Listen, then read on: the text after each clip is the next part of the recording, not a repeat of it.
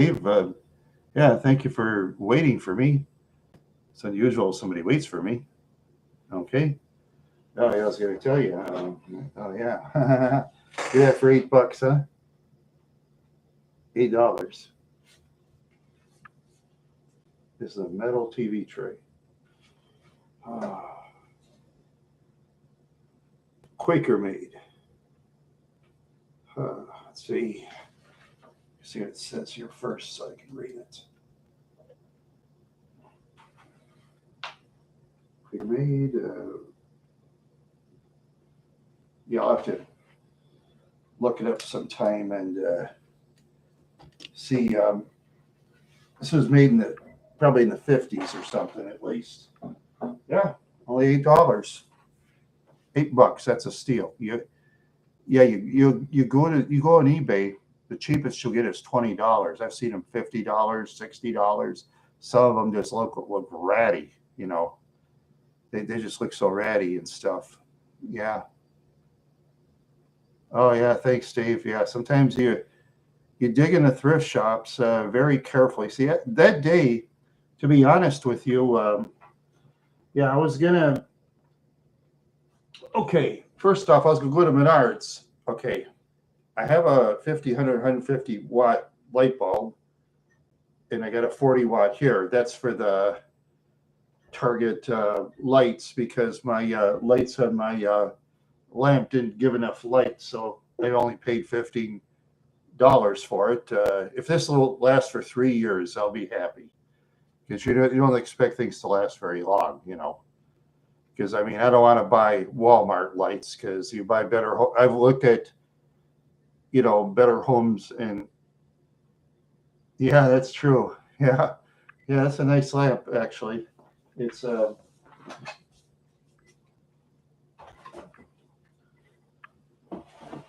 yeah, it's a room essentials you could get from Target. It's a room essentials.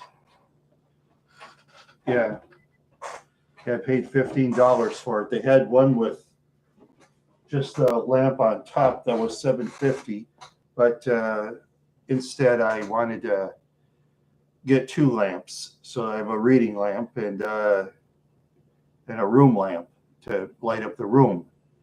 Then of course I got this cheap crap with the pencils on it.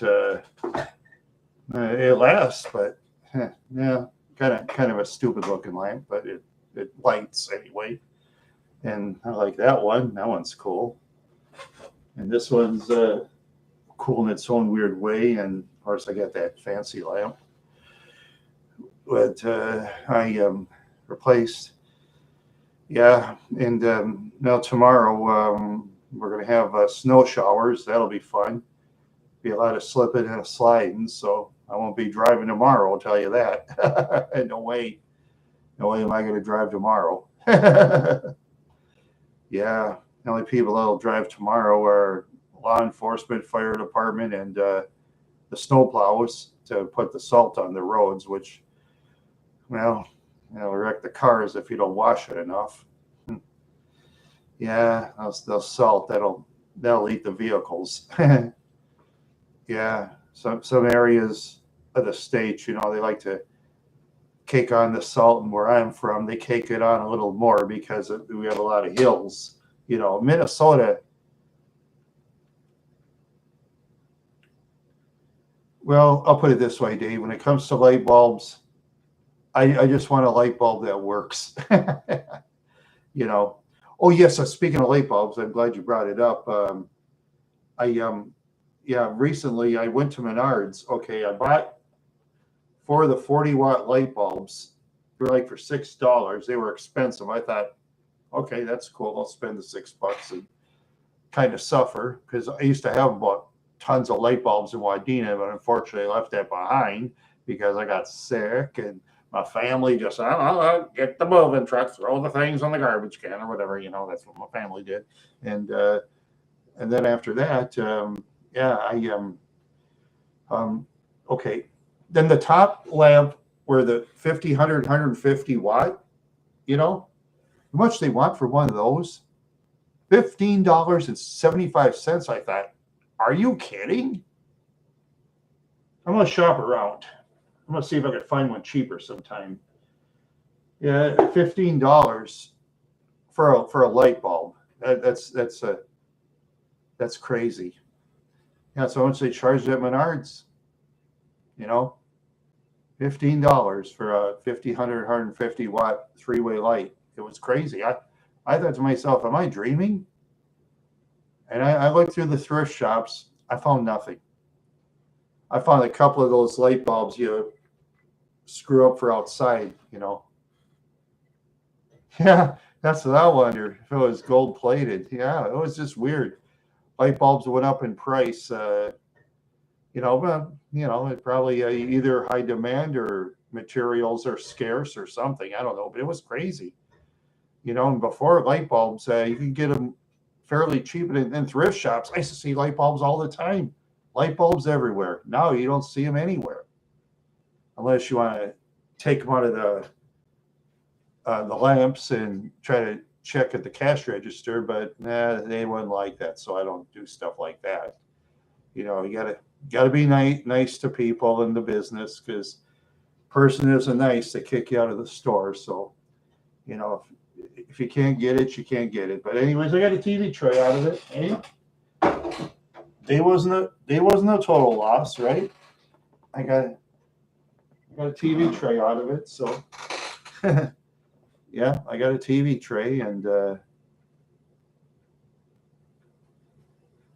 no, that's true.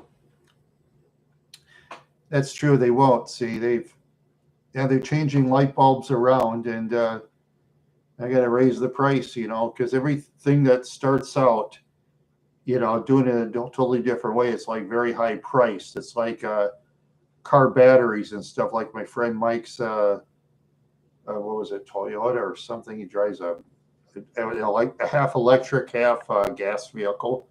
Yeah, I think replacing the batteries was it $10,000 or something like that. I think that's what he said. It's very expensive though, and Mike's relative, called in. Yeah, Chevy Volt. Yeah, I think that's it. Yeah, Chevy Volt. Yeah. Anyway, yeah. Well, in time though, gasoline, like unleaded for my Grand Marquis, I'd say in 20 years, you're not going to see it anymore. I bet they're going to have a different kind of fuel than premium, unleaded and premium unleaded. They'll change the gasoline around, I predict, in 20 years. Because look what happened with regular leaded in ethyl or premium when I was a kid. If someone had told me that gas would have disappeared, I would have laughed and said, "Are you kidding? You must be high on some kind of drugs or something, And yeah, speaking of drugs, I wonder if I should go to outer space, go to the star system. I would just wonder, should I go to the star system tonight? I wonder. Should I go up and see the stars? Okay, that's exactly what I do. I go see the stars. I go see the stars. Mm-hmm.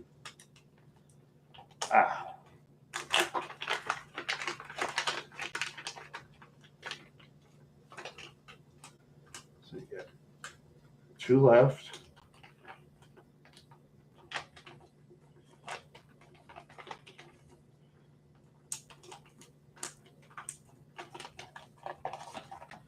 Yeah, these here in the future, I'll split these in 2.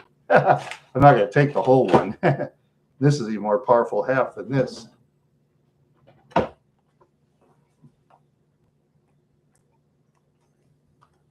Shoot. Oh.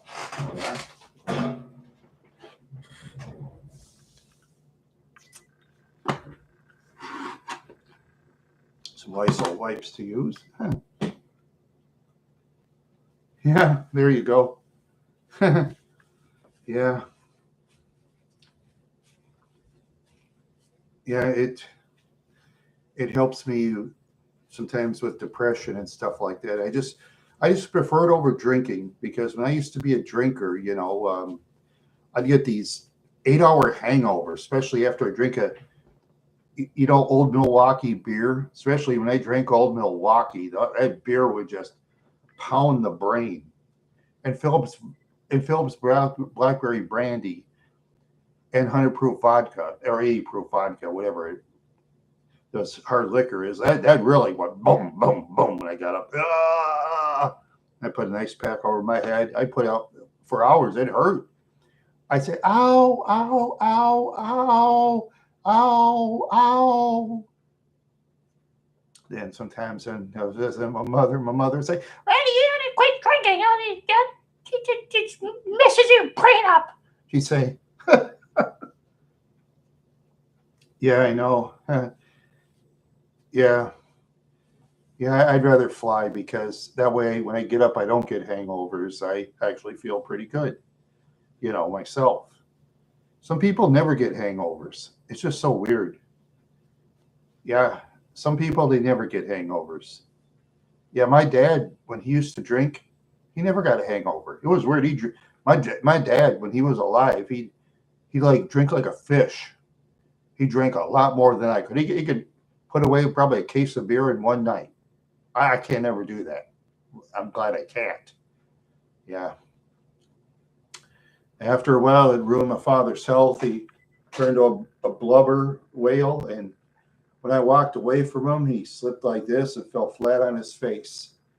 And in the glasses that he wore, okay, it was on like this, and it go down. It split his ear. His glasses did when he fell flat on his face on the floor. I saw him slip when I walked the other way, and I turned around. I thought, oh, I should have caught him, but I don't know. I was just afraid. He was a yeller all the time. He just constantly yelled. I was afraid, what if he starts yelling? I should have caught him. My fault. Trouble is, he was just constantly angry, just constant anger all the time. I never met a man more angry. Oh God! And I told you about that before, where I once gave him a ride. I went to Fargo, North Dakota. Let's see. And then I was telling him, oh, I'd rather live in Fargo, North Dakota, Wadena. And then my dad says, oh, no, I'd rather live in Wadena. Well, Fargo's too much crime and blah, blah, blah. Ah, come on, Randy. You'd rather live in Wadena. I said, no, Dad, I'd rather live in Fargo. I like the town much better, than Wadena. Then my dad got so mad. Like I said, he complained from Wadena, Minnesota to Detroit Lakes straight. And that was about, let's see, 74 miles of straight complaining. Then he stopped complaining after we went to New York Mills, and I got mad and almost went through the stop sign, almost hit a vehicle. And I said, Dad, you're making me nervous. I can't drive your car. I really couldn't drive. He yelled so much I couldn't drive. Then he stopped complaining. Then he complained all the way home. Almost 90 miles of constant complaining. A new world's record that'll probably never be broken. I mean, you couldn't pay me enough money to break that record because I'd be wearing out from complaining. But he did. Yeah, it was just amazing how he used to always complain. Yeah, like I said, my friends would use him. Not my friends, his friends. Oh, my friend, a lot of my ex-friends used me. Yeah, and then finally I stood up to him after all those years. But my father, when they used to use my father just forgive him. I don't forgive shitheads and assholes. Nope, I don't. I just stay away from them. That's what I do. Yep. Oh, good story. Oh, God. Huh. Oh, yeah. Let's see. I'm thinking back. Yeah, he. Oh, yeah. I told you about that time. Was it out in Williston, North Dakota? When my dad got a room at the Best Western Motel. They had the bar that was connected to it. I mean, a Best Western's an average motel room, maybe above average, depending on. It looked nice, but to my dad, that was a fancy place, and they paid for the room, and we both got drunk, and I got so drunk I barfed in the toilet. Yeah, I told you that before. Yeah, I think. Yeah, and my dad got drunk. He slept through it. My mother says, "You're gonna die, Randy. You're gonna Barfed right in the toilet, drinking all that vodka and orange juice and screwdrivers. No, it's screwdrivers, vodka and orange juice and blackberry brandy. But my dad slept through it. My mother got up. Usually my dad is the one who woke up because my dad was a very light sleeper. He slept very light. Yeah, he used to be a heavy cigarette smoker and stuff like that. And he claimed he had all those friends and he didn't, and people just constantly used him all the time. It was too bad. First he owned a gas station out in Minnehaha and Minneapolis, Minnesota, and I got the card someplace. I did take the cards, luckily I did. Yeah, he owned that. Yeah, he owned that. He was like the cartoon on Popeye, where remember when Popeye owned the gas station and he did all that free service. Here comes Brutus. Popeye does the free service for Brutus, and Popeye says, "You like some gas?" And Brutus would say, "I do my business across the street." Yeah, that's kind of like my dad's friends, how they used him like a Brutus, Yeah, okay, he gave him free gas, and gave him a bunch of stuff. They promised to pay him back, never did, and he had to close his business down because he lost money. And there was a gas station out in Minnehaha near downtown Minneapolis. He shouldn't even lose money owning a station like that. Never. Should never own it. Even a half decent mechanic. As long as you get employees you can trust, which won't be easy in Minneapolis these days. A lot of thieves and a lot of people don't pay you back. But this was back in the 50s, where people didn't steal as much. Okay, that's one. Then he owned that store in Cyrus. And Mr. Olson, boy, did he outsmart him. First, my dad bought the business from Olson. He hired Olson as the meat cutter. His daughter worked at the store, and he had two other employees. That's 4 employees in a town of Cyrus, Minnesota. Population, I'd say about 200-300 people. There was a grocery store in Starbuck with a population of 1,000.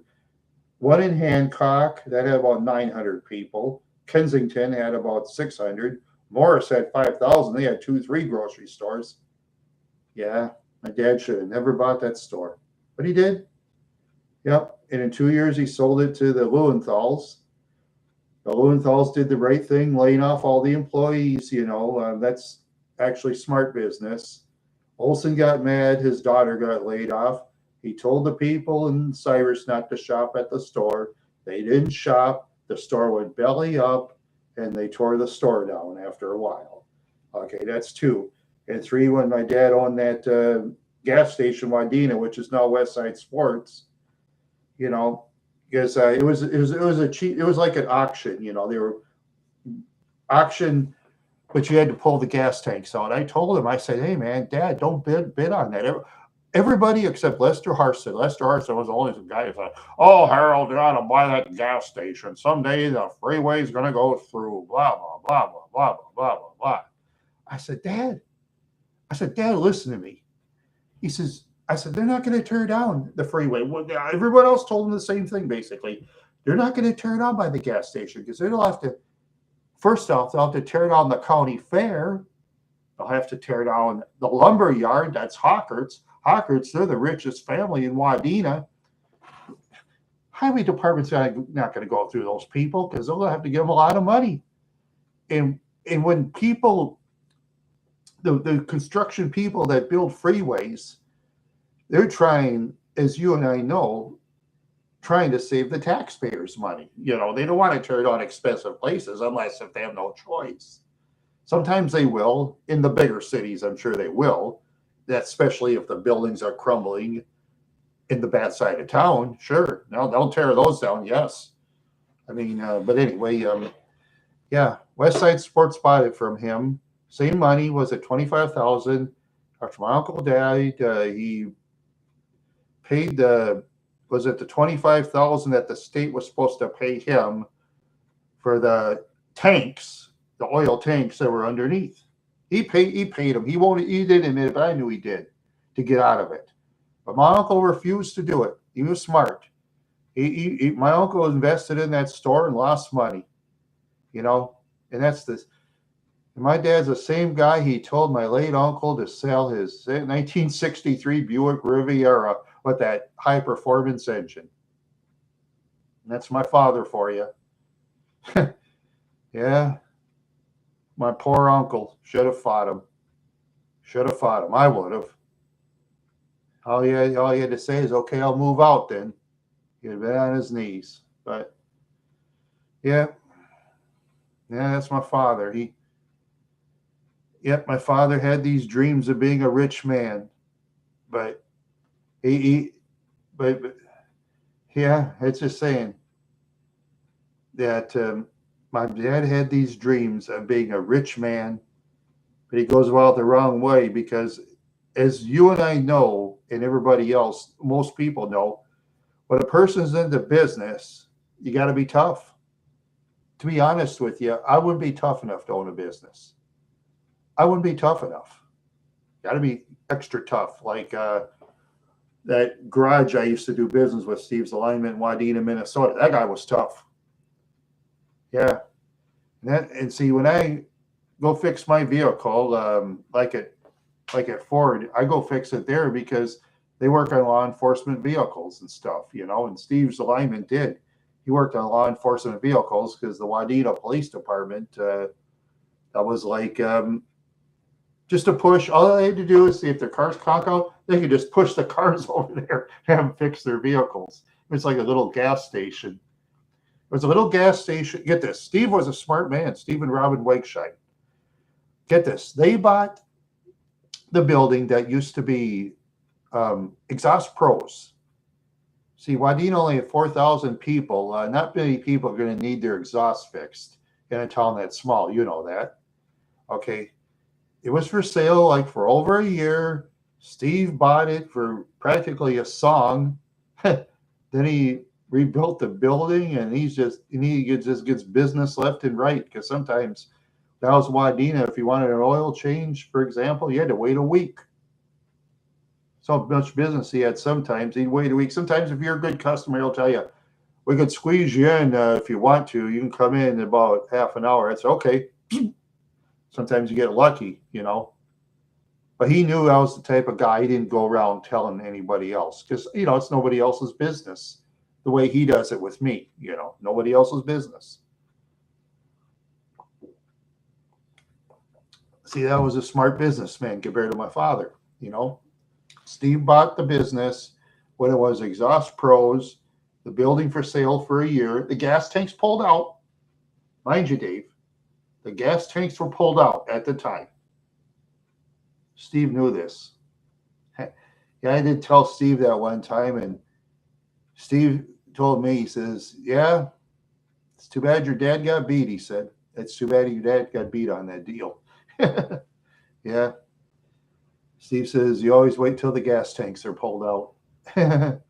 Unless if you're like ultra rich, like David Koch, you know, David Koch, remember, no, I'm sorry, Charles Koch. Yeah, David Koch is dead. I forgot about that. There was the Koch brothers. David Koch died, so now it's just Charles Koch. Yeah, David Koch was always the guy in the interviews talking all the time. Charles didn't talk as much. Yeah, oh yeah, he can afford gas stations like that. Yeah. I mean, the Kochs, I mean, what do they own? They own Quick Trip, Holiday Stations. They own so much it isn't funny. Oh, wow. Oh, yeah, and they also own Georgia Pacific. And, oh, boy. Yeah, I don't know how. I mean, yeah, we couldn't even meet Charles Koch. We couldn't even meet him because you have to know somebody to know somebody to know somebody to know somebody to know somebody. You know. Yeah. Yeah. But like I say, in about 20 years, you know, I think that eventually the premium unleaded gas and the unleaded gas, I think it's going to disappear in 20 years. I bet it will. They'll have something else. I have a feeling they're going to. I say there'll be a lot less people that'll be able to afford to drive vehicles. It's going to be that way now, you know.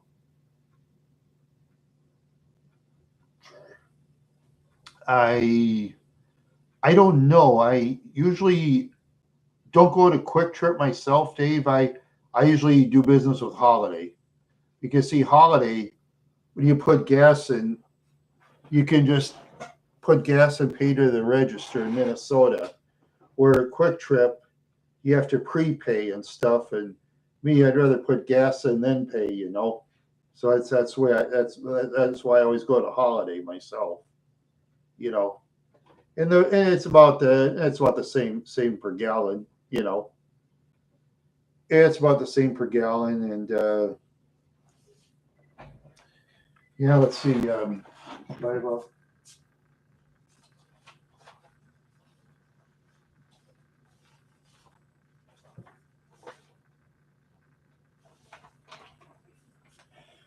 let's see.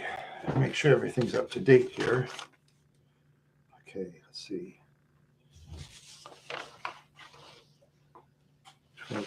Oops. No. It's the wrong one.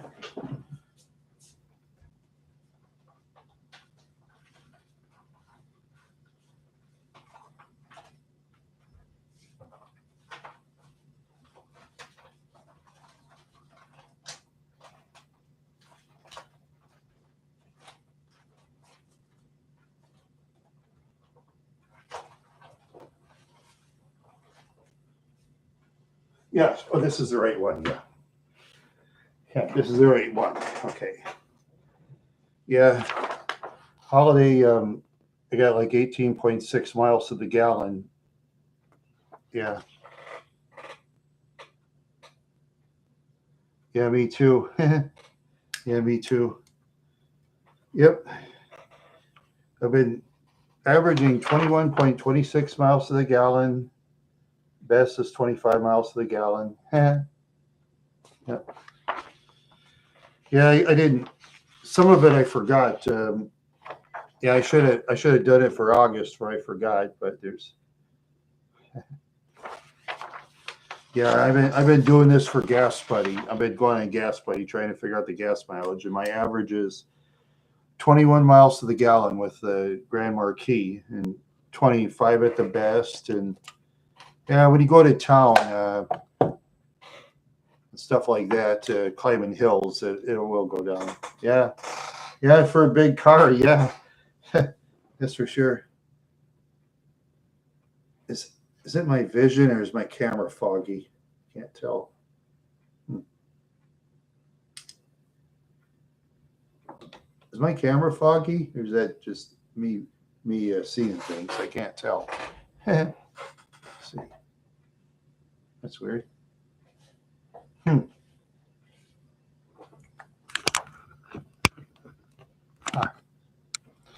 Huh. Yeah, it just went blurry. Isn't that weird? Huh. Let's see. Yeah, I wonder why. Hmm. Let's see. Ah, there it went straight. Great. Yeah, just weird. Yeah, it went blurry for a while. Hey, Octowave. All right. Yeah. Yeah. Octowave saw me, Dave, judging the film festival thing on another channel. You saw me there, right, Octawave? Yeah. Yeah. Yeah, I wish I know how to do that, run a thing, but I don't know how. Oh well. Oh well, that's the way it goes. Yeah, some of the films are pretty good, and some are. Oh, there you go. Louis Philippi album. Oh yeah. Yeah. Yeah, that's all right. Oh yeah. Well, relatively speaking, on a cassette tape, I went to the Salvation Army. You know what cassette tape I saw? This was so weird. Al Jolstein. You know, they remember the guy who was in blackface from way back, Al Jolstein. It was weird. I thought, they sell that? Weird. Plus, I seen him before. They sold. I did buy the film, but I don't know if I lost it or I still have it. I don't know. It's called Birth of a Nation. Yeah, that's right.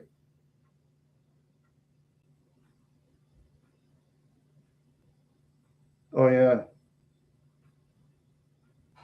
yeah. Just saying that sometimes in the Salvation Army, you find these weird. Oh yeah.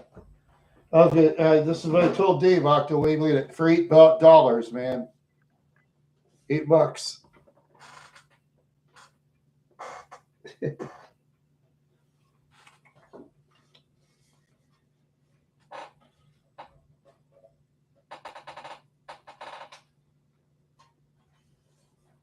Now I was looking for light bulbs too. Couldn't find any. I saw that and I had to buy it. $8 is cheap. Go on eBay and look for a TV tray like that. It's between 20 and $50. And half of them don't even look as good as that. Yeah, it's a nice. I call it very good condition. It has some scuffs here and there, but yeah, that's the way it goes. You're going to get the scuffs. Yeah, and if it's in total mint condition where it was in a box, oh geez, just think how much it'd be. That TV tray is a lot better than that chunky thing I got at Menards. Way better. Yeah, that wooden table. Yeah. As I say, you're better off if you can get that old stuff at the thrift shops. Yeah. Yeah. Similar to my grandma's table. Yeah. My grandma's looked a little better, actually. All metal. These, as long as they're taken care of, they'll last forever, you know. And it keeps you from spilling. Let's see.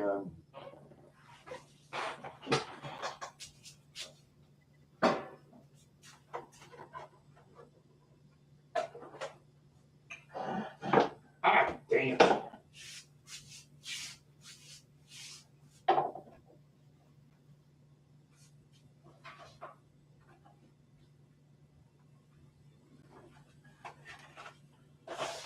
Whew.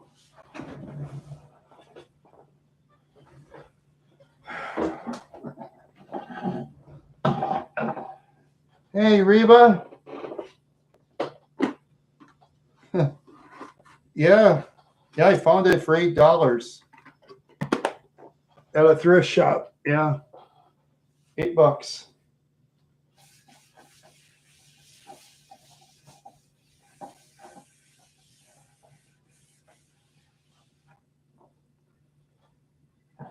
And there's this pile of junk I got at Menards.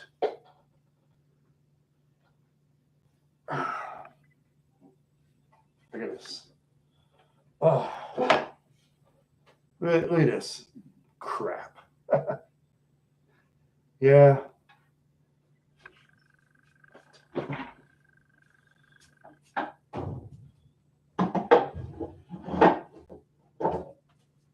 Yep, and I think I paid about $10, $15 for that pile of burning wood. Good enough to burn. That's what I say about that one. That's a burning table. But I glad you're here, Reba. Yeah. Yeah. Yeah, I was gonna tell the others too. I was gonna get light bulbs, Reba, but light bulbs are just so expensive these days because I want to get it for this one, you know. Get extra light bulbs like the 50, 100, 150 watt. Yeah. Yeah, like I say, if this one lasts 3 years, I'll be happy. It's not going to last that long. You know, anything you buy nowadays doesn't last. This lamp here, my Aunt old one I got from the Salvation Army. This one's going to last longer than that one. I know it will. Yeah. Yep, those old ones they'll last forever. And the new ones just, unless you spend a lot of money on them someplace. Yeah, Reva's a very good friend of mine. Yeah. Yes. And so is Octawave, and yeah.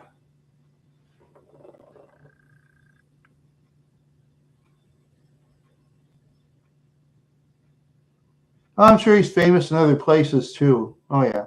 He's famous in other places. Oh yes. If they're famous in one place, they'll be famous in other places too. Because especially nowadays with this internet stuff. Yeah. Yeah, well, that's true. That's the way it is for all music, Octawave. You know, because I remember one time, my goodness, let's see, what was it? 5, 6 years ago, I was walking around in Wadena. I was hearing all these young people, like 16, 17, 18 years old. They were listening to this country music. I thought to myself, if my late Uncle Ed was alive, he'd be smiling. I thought to myself, eh, you know, compared to a lot of that crappy twerking music they have today, you know, at least country music, they don't do that stuff. Yeah, country music retooled and made a comeback. Because in the 90s, they were struggling, and then they retooled and came back. And I think pop music is dying. I mean, constant twerking, you know, that's going to lose the audience, you know. I wouldn't want my son or daughter to keep shaking their rear ends all the time. I mean, stupid. Yeah. Then when I'm on the X or Twitter, if you will, yeah, they usually play more controversial stuff that Facebook don't play, for example, or other social media things. Oh yeah, it shows when those twerkers start singing, you could tell in the background it's recorded. I can tell easy, you know. Yeah, yeah, there you go. Yeah, I just don't. I'm just not into that pop music anymore. Or, yeah, yeah, rock music is, well, I guess it's kind of out there, not much, and metal music that's in clubs now. Yeah, it was with me too when I was a younger man. To be honest with you, Octawave, that's a good question right there. Yeah, when I was a younger man, yeah, in my high school, they used to listen to stuff like, was it Styx and REO Speedwagon, and let's say some other stuff. I listened to stuff in the '60s and '70s, you know, because I used to think the hippie movement when I was a younger man was cooler than it is now, you know. Well, now I don't think anything really the hippie movement. I just like music of all years, like 30s, 40s, 50s, 60s, 70s, 80s, 90s, after the year 2000s. In the rock and metal music, it went, pop music went right down the shitter. The the pop music with all the twerking shit. Yeah, I'm just not into it. I'm not into that twerking shit. Yeah, but people are just so different. Yeah. Yeah, sometimes. Yeah. Oh yeah. Yeah, French music. Yeah, me too. I like French music. And by the way, Octawave, I'm half French myself. Yeah, I'm half French. My mother's ancestors came from France. I think they came near Versailles or something like that. Versailles, France. Yeah. And then and my father's ancestors came from Hallingdal, Norway.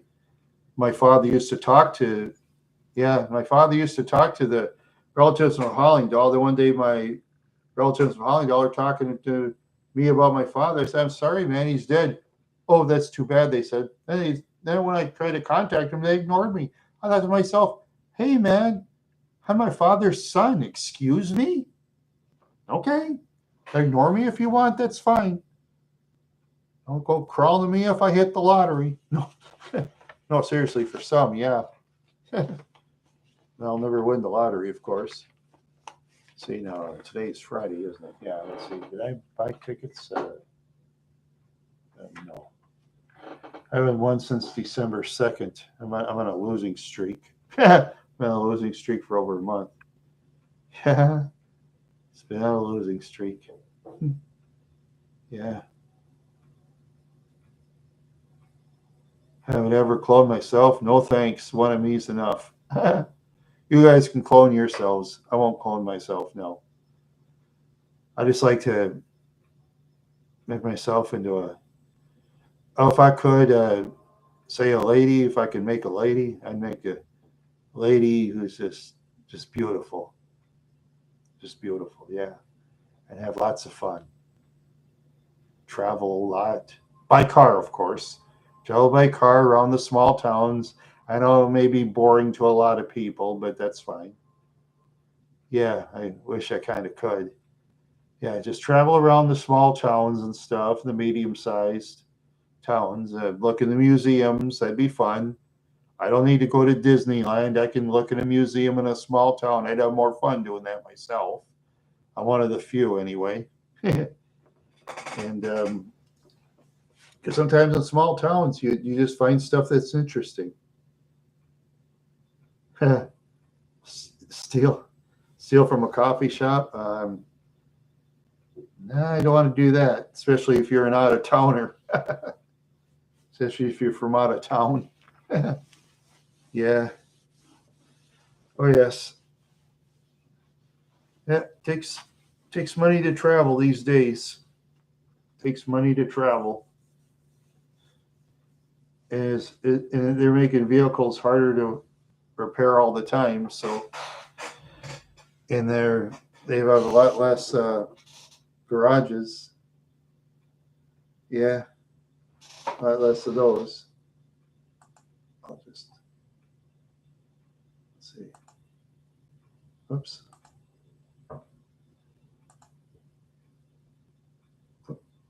Oh my.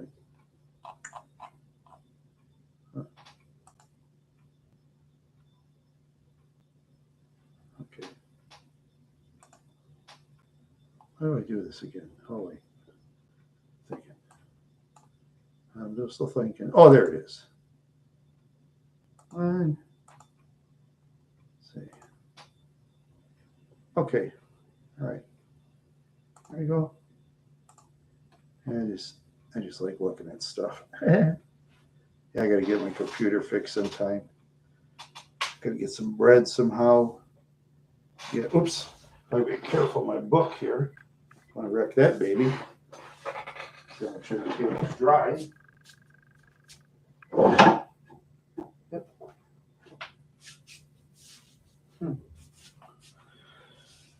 Oh.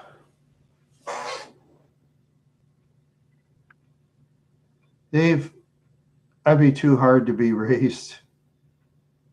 I gave my mother and father fits. Yeah, you wouldn't want to raise me from a kid. That'd be difficult. Woo, woo, woo, woo, woo. And stuff like that. Yeah. I couldn't help it. I don't know. Yeah. What I'll have to do is hopefully I'll have a normal childbirth. They'll have a full brain because when it came out of my mother, you see, according to my mother, the nurse was holding my head and wait for the doctor to come at Lutheran Deaconess Hospital. That's what my mother said. Of course, I don't remember because I was trying to come out of my mother. But anyway, yeah, that's what my mother said. Nurse was holding my head and while I was trying to get out and seeing the world and crying or something. Yeah. Yeah. Oh, you remember that? Yeah, I did. When I was 6 months old, my dad had friends over one time, and I was sneaking around drinking beer, and they look and say, "Oh, where's the beer? I didn't drink any." And yeah, and according to my mother, I slept for 13 hours and soaked my diapers real bad too. So my mother says, she says, "Oh, you soaked your diapers." Yeah. Oh yeah, drinking all that beer when you're a baby. Yeah, you'd soak the diapers. Oh, you just soaked your bed. Oh, I got somebody else ready to put your feet, but I didn't. I let it go. But I told those guys next time they go over with beer, they better be careful and hold your beer so you don't fall steal it. I told them. I don't think my dad ever had a party like that again. I don't think he ever did. No. I think he went to other people's houses and didn't take me with. Yeah, well, I never really went with my dad anywhere with us growing up. You know, from baby on up to 3 or 4, I didn't really go anywhere. My mother just stayed home all day. My mother just accepted it. That's fine with her. Because I mean, staying in a house upstairs on 8th Street beats sharing a room at the girls' club with a bunch of girls who stuck their hand out on my mother for cigarettes all the time. You know, yeah, that's what my mother said. I believe her. Yep, used to be a bad neighborhood where she used to stay at the girls' club, but after a while they gentrified that area to make it better. So I mean, better for the wealthier people to live in, because sometimes in bad neighborhoods they'll like rebuild houses to gentrification. Yes, first of course they'll send an expert at construction over, see if the building's worth saving. Of course, if it isn't, they'll tear it down. Yeah, I forgot about that.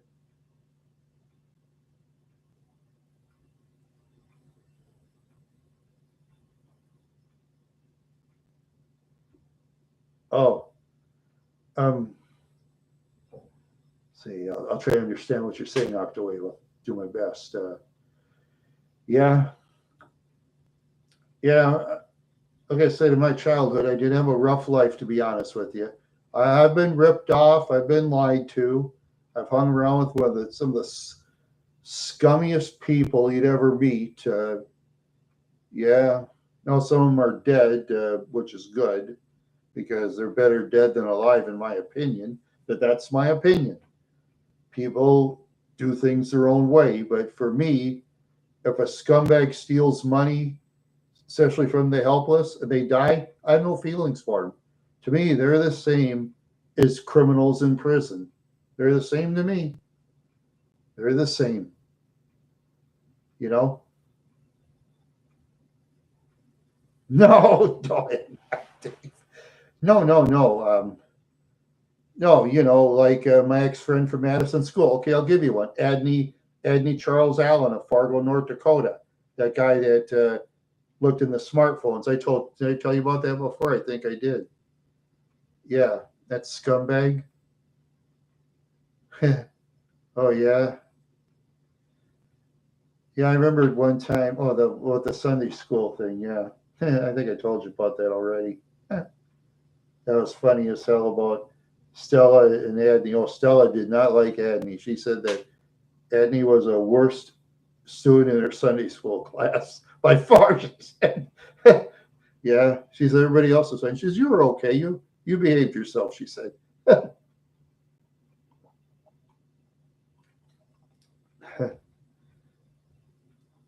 that Adney. He was a weird guy, weird sick guy who should have rotted in jail instead of letting him out because he served, what was it, 4 years or something like that. Then they let him out for looking at kids in a smartphone. That weird creep.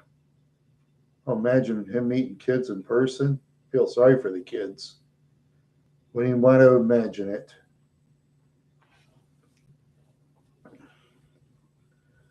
Wouldn't even want to imagine it. Nope. Oh yes, yes, yes. I was in Simeon Jimmy's movie thing as a chat moderator. Yeah, but very few of them actually do the chat moderating job. I am just there for the entertainment. Yeah, I saw that. Yeah, yeah. I'm just a chat moderator.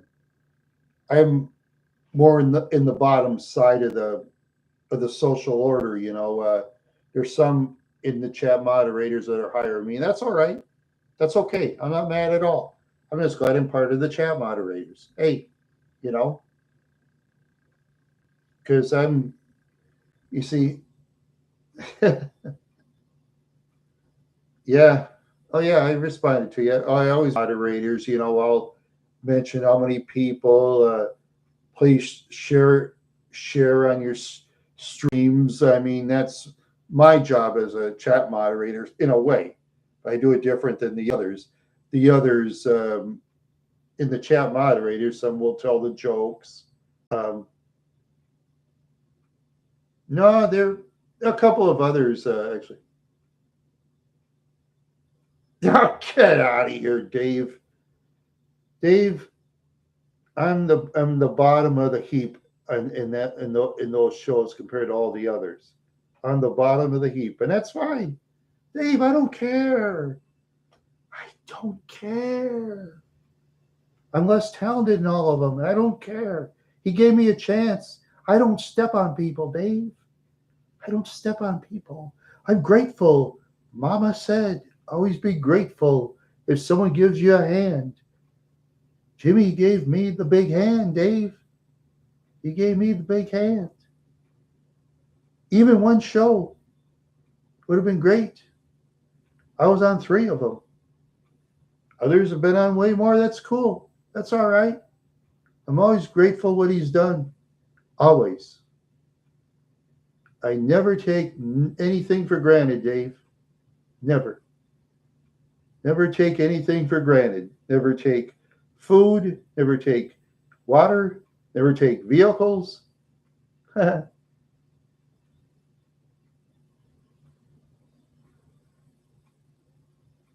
um, I, yeah, I technically don't have a, a, a Discord, you know. I technically do and don't, I guess. I don't know. I'm just not very good at running a Discord thing. Yeah, I'll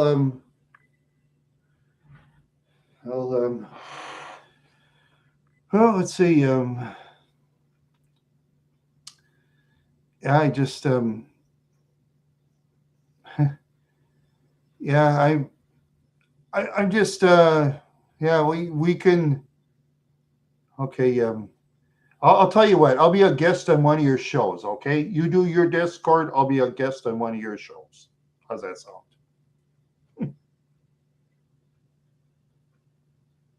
I'll be a guest on one of your shows on Discord.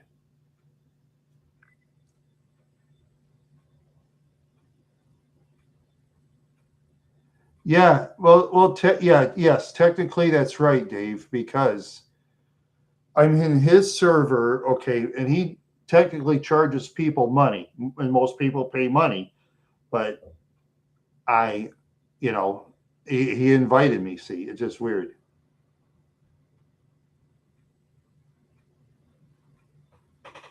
Um, let's see.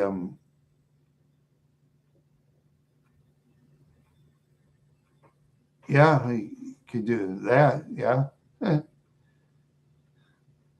you could do that.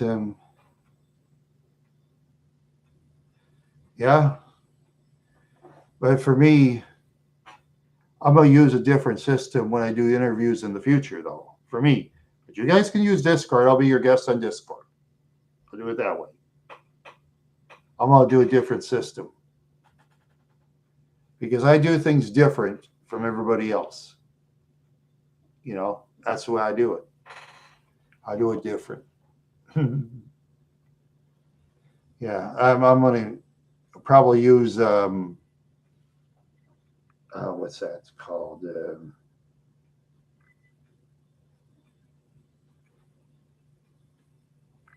Um, Google Chat or something like that. Yeah, yeah.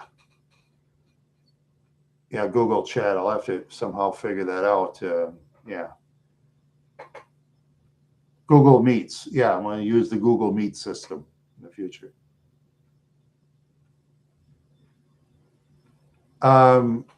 He didn't really say anything per se.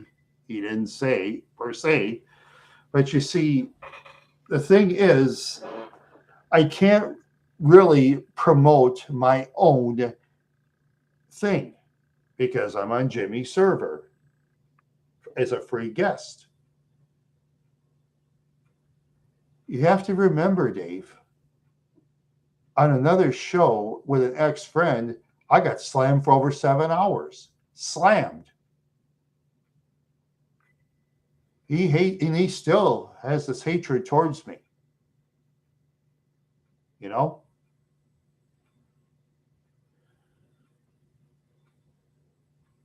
Like I say, I'll be a guest on your shows. Okay? I'll promote it and be a guest on your shows.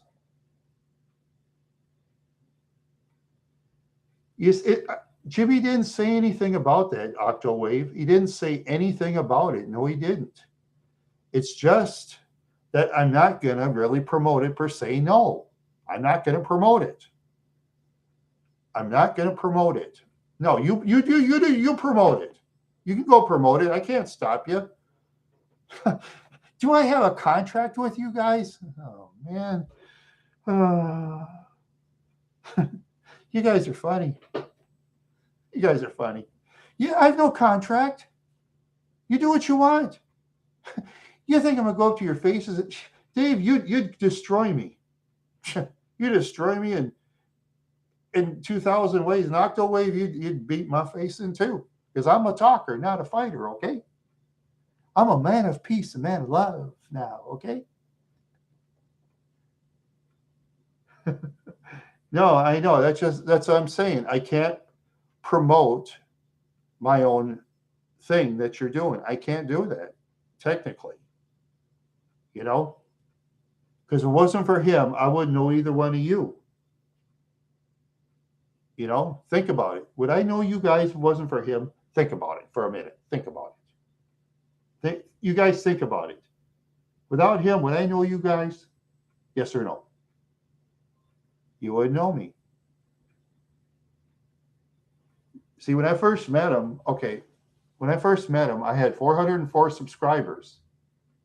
I was in a group of people at one time complaining, crying about dislikes, complaining and crying. They're not getting enough views. Complain. I told them, why don't you just have a good time? You know?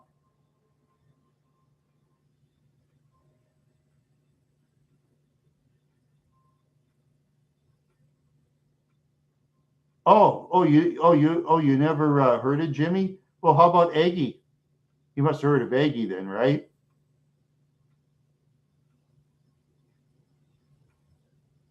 Oh, wait a minute. Oh, so Pice what heard through Jimmy then, right? Because I didn't hear about him before Jimmy. I didn't hear about you guys before Jimmy. No, I didn't. I really didn't. Okay. Okay, you knew Rusty. Okay, Rusty and I don't really talk to each other. We don't hate each other. We don't. Rusty and I don't hate each other. Rusty does his thing. I do my thing. You know. Yeah. Well, he's got over 1 million subscribers. He's like a big city, a metropolis with 12 buildings. And here's me. I'm like a little dinky little town mayor and trying to keep the town happy. Well, Rusty has a big city, and he can own a governor's mansion. I bet his governor's mansion would be so big that my house as mayor wouldn't look as good as even his garage could be more livable in his town. See?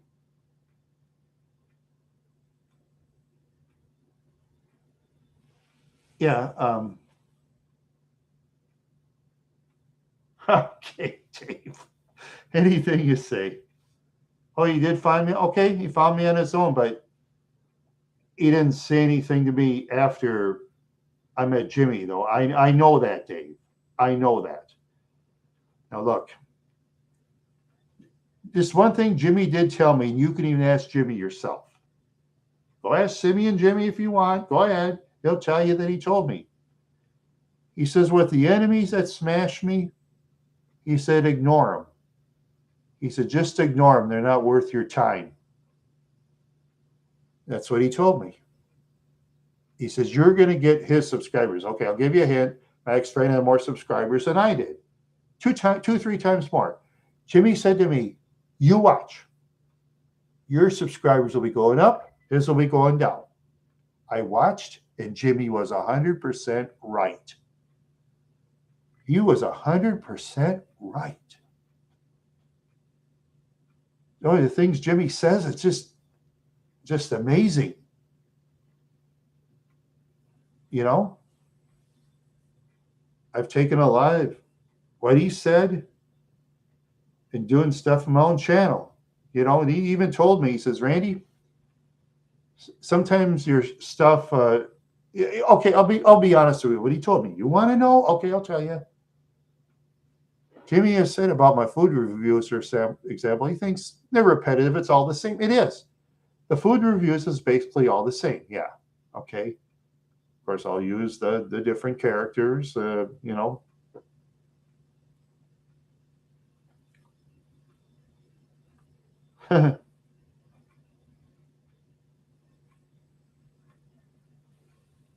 Oh, can't you? You can take it. You can take any of my videos you want. You don't need my permission.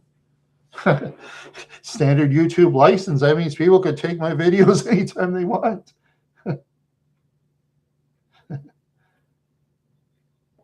No, really. He told me all this stuff. It's okay.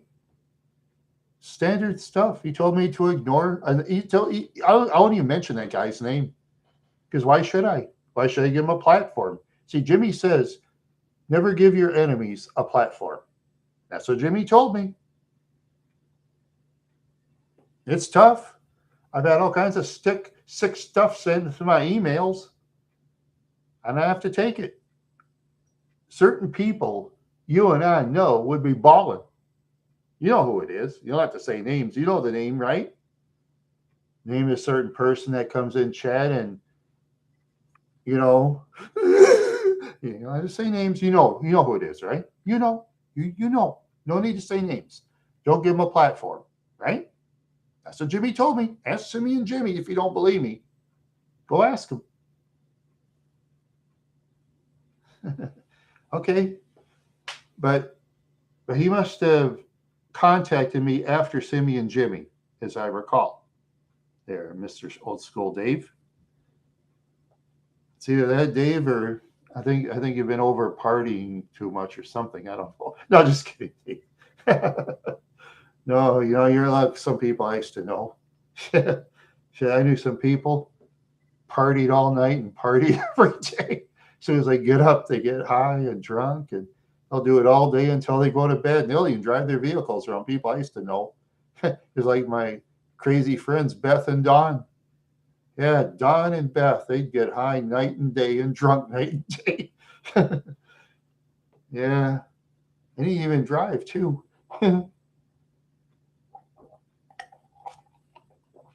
Yeah, Donnie, he was a crazy dude.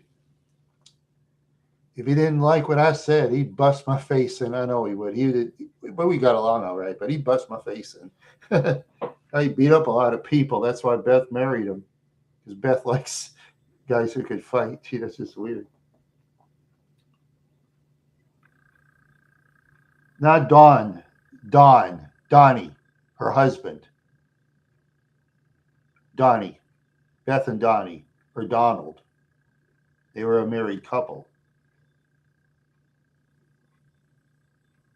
No, that was just some people I knew back in the 80s there, Mr. Octowave. Some crazy people. Some real crazy people who partied night and day. I knew people like that. I used to know people that partied night and day. I knew people I got so mad at other people.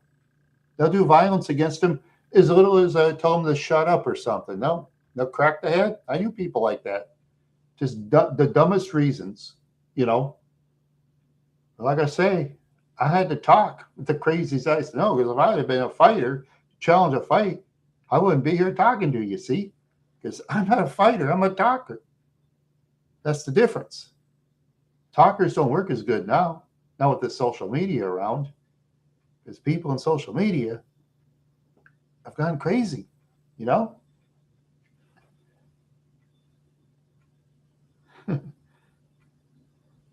Oh, yeah, well, yes, let's see. As far as their, about Beth and Don, yeah, as far as their opinions are concerned and stuff, oh, they mostly like to talk about fighting other people or doing some real wild stuff with each other or something. I don't want to say in the chat, but oh yeah, yeah, just like Beth, she was bragging to me about this lady named Debbie that I stayed with some friends for a while. Yeah, Beth got so mad at Debbie, she took a broomstick and just beat her with it. Yeah, just took the broomstick. She says, "Oh yeah, oh yeah." And then when I was with him in the car, I think it pulled up by the store, and Beth had they had a broom in the trunk. She says, "This is how he did. See the back of the head? See that?" I said, "Yeah, that hurts." She says, "Why he hit you once?" I said, "No, man, that's cool. That's cool. I believe you. I'm not stupid. I've been beat up a lot of times." And Don, you say, "Yeah, you look like the type that get beat up a lot." Yeah.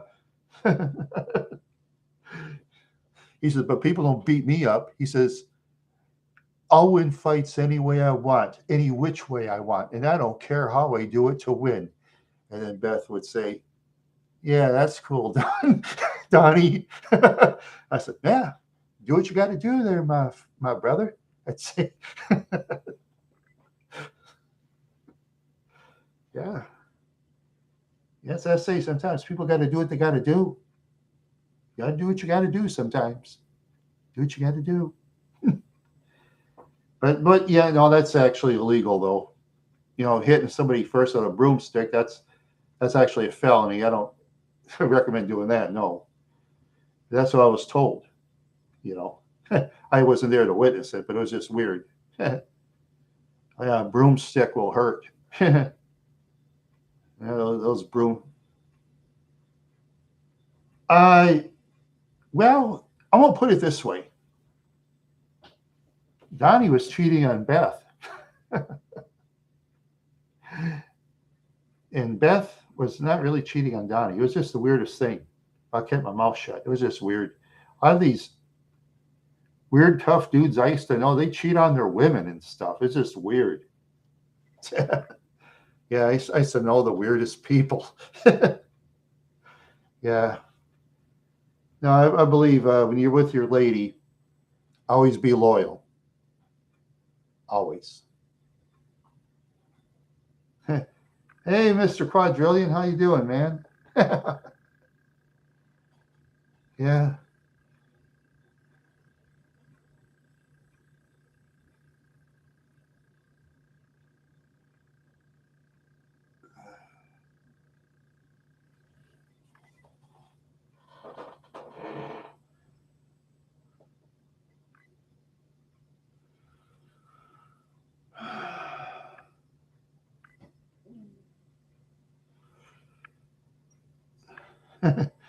Yeah. Oh, yeah. There's gonna be 4 people. It's gonna be a party. All right. It's gonna be a party tonight. It's gonna be a party tonight. All right. All right. It's gonna be a party tonight. Party. Oh. Oh yeah. You're my champs, man. Yeah. My champions. You're my champions, man. Yeah. Right. Oh yes, yes, yes. For $8. Oh yeah. Good. Look at this baby, huh? $8. See that? It's a 1950s dinner tray. Look this up once in eBay, 20 and $50 or more. I only paid $8 for this baby. Look at that. Hardly any scratches, all just scuffs on the side, and that's it. Yeah. Yeah, my grandmother had something similar to that. It was at my sister's house. I loaned it to her. I think she must have gave it to Goodwill or something. I don't know. Yeah, well, my sister's done so much for me, so I can't really yell at my sister, you know. Wasn't for her, I wouldn't have half the education I got now because she taught me about schoolwork better than Madison School, and I'm not kidding you neither. Yeah, so she's been a great sister, actually. Oh yeah, it took me driving. Oh, you know, I heard what's okay. So you ever heard of the 1972 Oldsmobile Cutlass 350 4-barrel V8? Yeah, in that time, I was driving it one time. I was going down the road. Yeah, I was going down the road and I was going real slow. And Kathy says, "Hey, Rand, there's a truck. Oh no!" Yeah, and I used to joke with Kathy. I said, if we would have been in a Chevette or one of those slow cars, we'd have been dead. She says, "Oh, I know it." She says, "I'm glad my car had pickup." And it did. Oh, that Cutlass did go pretty fast. The 354 barrel. I mean, I know my Grand Marquis, well, it'd lose. I think it'd lose the race, but I'd be kind of close. You know, I'd be catching up because as time went by, you know, engines have improved. Because I'll tell you this, to be honest, this is weird. My Grand Marquis is the fastest car I ever owned. It's just weird. It's baffling. Yeah, it's just baffling. Look at the horsepower and the compression. It just, I mean, it's good. It is. It's what 226 horsepower, and then that's the slowest. Yeah, yeah. When they built the Crown Victorias, they built them faster than the Grand Marquis. It's weird. The Grand Marquis is pretty fast. I just enjoy driving it, going up the hills like it's nothing. It's faster than one thinks. Have any of you ever rode in a Grand Marquis? Oh yeah, see ya, Octo. Sure. I'm sorry I'm boring you to death. Sorry about that. I'm just I don't know. I'm just not that educated. I'm just an idiot. Oh well. Yeah, thanks for stopping by, Octawave. Thank you very much. You champion. What a champion. Oh, family stuff. Oh yeah. Yeah, do stuff with your family. Do videos sometimes.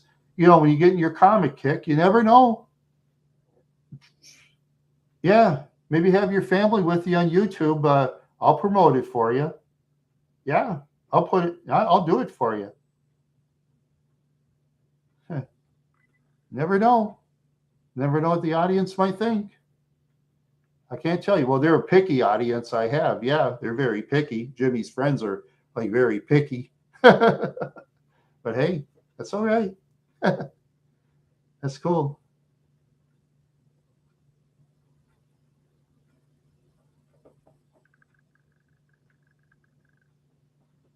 Yeah,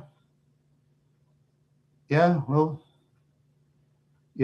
my email address is hummingbirdrandy@gmail.com. You know where it is. You can email me real easy. Anybody can.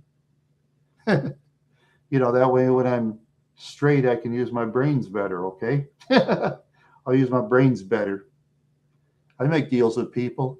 If people want me sober, I'll be sober. I don't care. I usually do better talking to somebody else than talking alone, to be honest.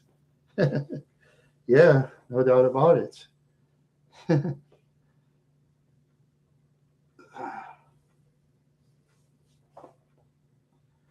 Yeah.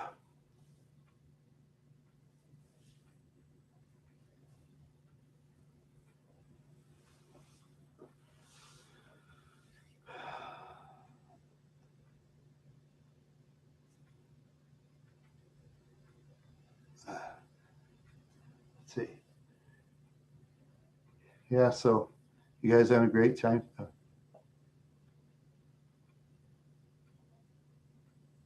Well, yeah, yeah. Well, certain people, yes. I always ask. Sure, I could be sober too. It doesn't hurt if you're with somebody else, because when you're with somebody else, like me, I'm usually better, you know, actually talking to somebody else than me just like talking alone, you know. It's, yeah, yeah. I liked some of them. I liked, and some of the ones I didn't like. But I'm not going to say what it is though, because you know that's one thing when I'm a judge. I just don't want to say it publicly to anybody because I don't want to hurt feelings, myself. I just want everybody to have hope, you know, that they can do it. I mean, oh, the last year, Mr. Quadrillion, when they had that contest, there's these kids from Las Vegas. They must have spent $8,000. They spent a lot of money. They were just doing all this expensive stuff. They didn't even win the contest. I think they were above average. Yeah, they spent like I said, whoa! I thought it was money. Yeah, it was just weird. To be honest with you, yeah, they were very good. I hope they don't give up. However, I had to watch that again, see what their channel is. Darn, they were actually good. Yeah, in my opinion. You just never know. Just never know.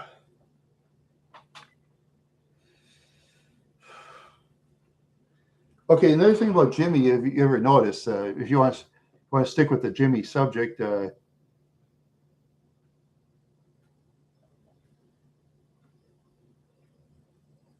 yeah, well, yeah, he has them send emails, but some people like make mistakes. See, Jimmy doesn't make mistakes. Jimmy's a very smart man.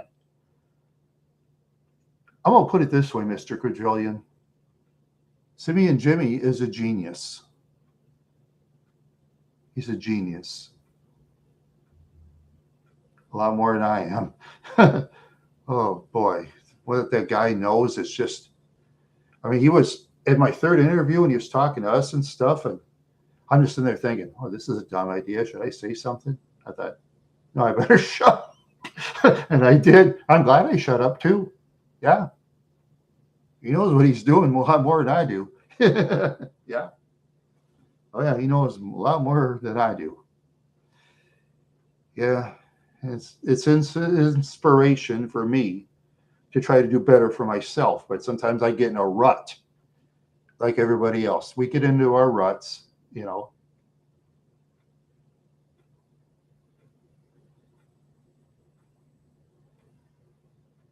Oh, when they got lost in the confusion. Oh, yours got lost.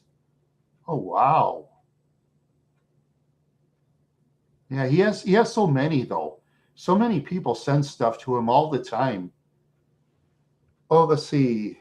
Ever since I've known him almost 2 years ago, let's see. I've called him, I think maybe, I don't know, twice.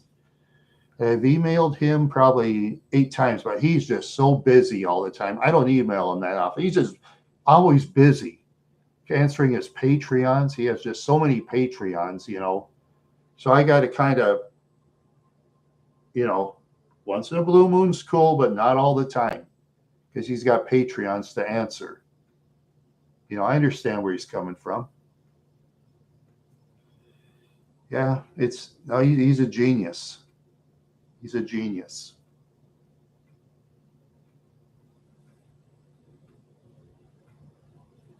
Yeah, I'm telling Madison School, I'm telling the truth. Yeah, I have to stay away from those teachers. I have to actually stay away from them. Yeah, I've talked too much on social media for one thing, but I just live with it. Poor people do, usually get the shaft. But I'm not like a lot of poor people. I'm not going to take my anger out on innocent people, because innocent people to me are beautiful. Innocent people are my friends and your friends. I like the nice, innocent people. That's me. I've known too many bad people. Too many. And I'm just going to start staying away from them. Yeah.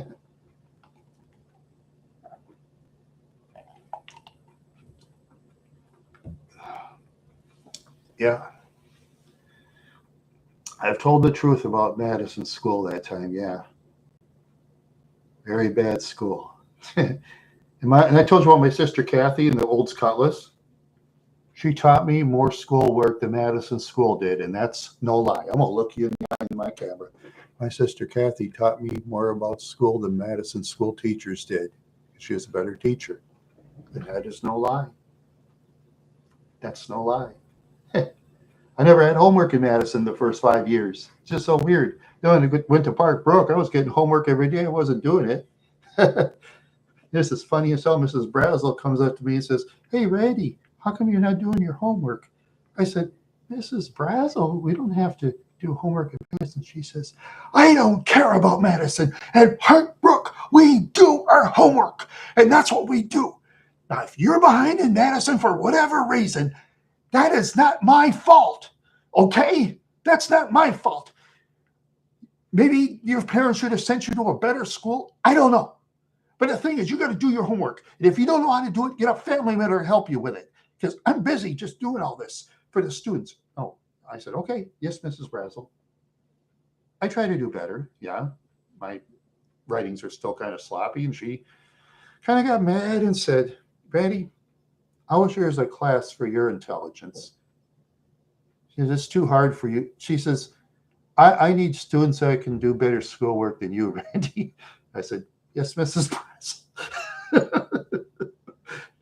I didn't want to argue, Why should I? I don't care. I just did my best. It's high in Thorazine. Head held in by my mother. I try to remember the best I can. But some people don't care. That's the way it is. I just try to have a good time. That's what I do. Yeah, that's the most important thing, is to have a good time. Like I say, in social media, it's just going bonkers. You ever see on the X what's going on in the fight things? Wow, especially at Waffle House. Crazy. I think ever since mixed martial arts has been on more often, I know more people are stomping on other people too, They're using their feet a lot more because of watching mixed martial arts, the majors and minor leagues too, because there's some serious fans. They'll watch the minor leagues too, Oh yeah, then they learn and then they start using the feet. They're more vicious fighters now. Yeah.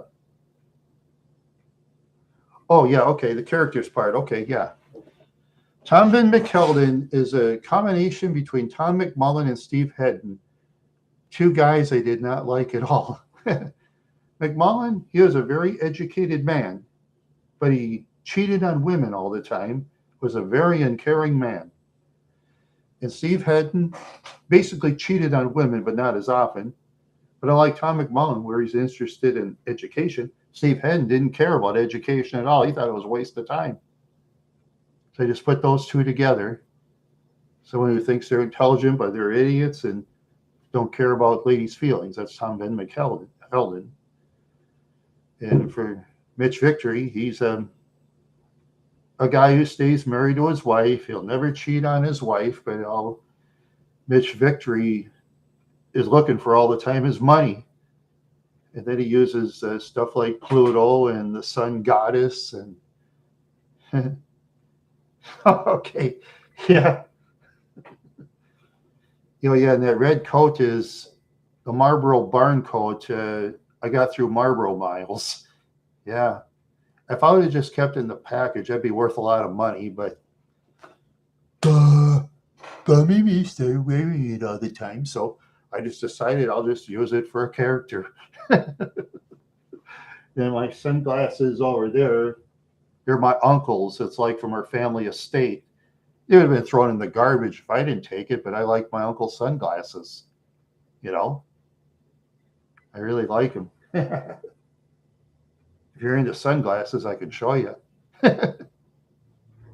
They're from way back. Some of them are older than me. Some are older than me, believe it or not. Lamp back there. Yeah, I get a lot of old stuff. You know. Okay, right there.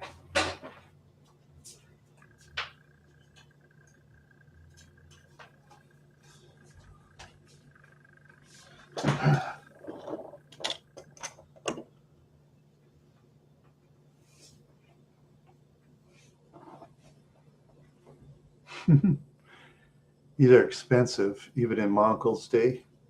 A lot of law enforcement officers wear glasses like these where you see reflections. That's called law enforcement glasses.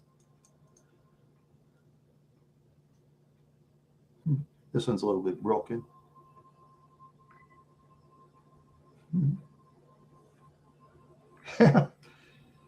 And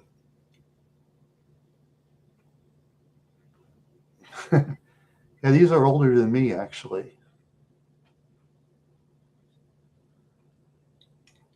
Yeah, sometimes World War II, they wore glasses like those, you know.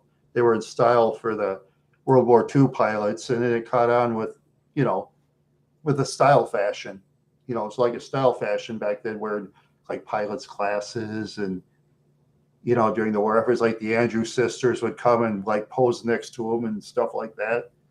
And the Andrews sisters never charged any money because they wanted help with the war effort, you know. Yeah, they did a lot of stuff for the United States for free, the Andrews sisters. Yeah, that's just weird.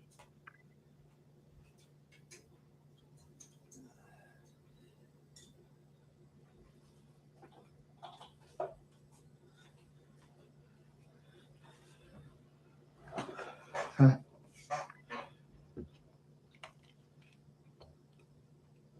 Okay, those are my Mitch Victory glass. I paid $2 for these at Menards. Yeah, they're not as classy.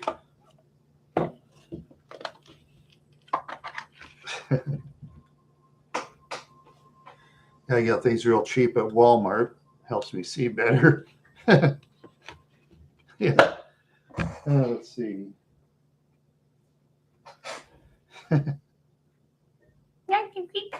Mommy. Okay.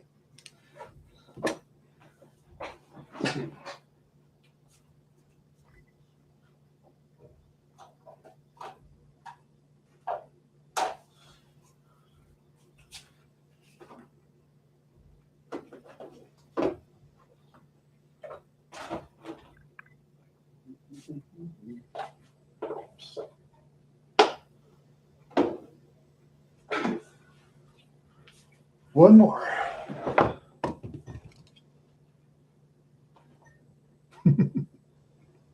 I look like a dirt bag.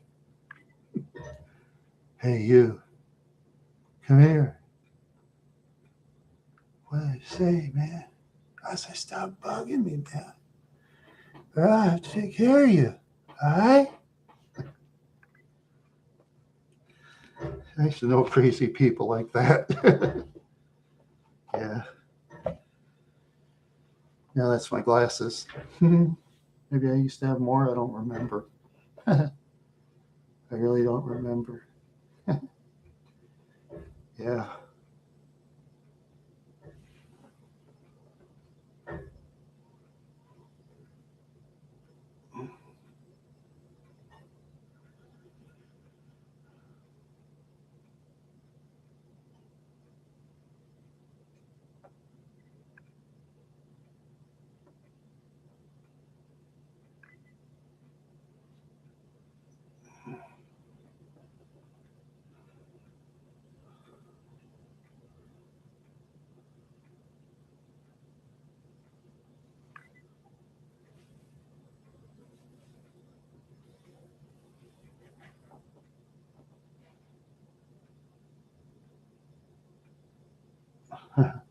Yeah.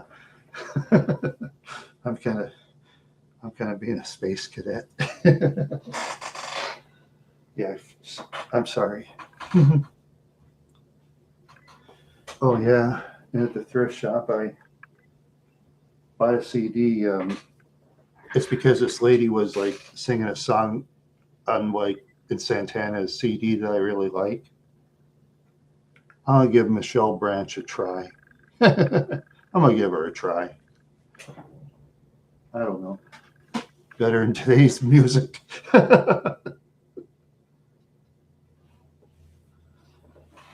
Yeah.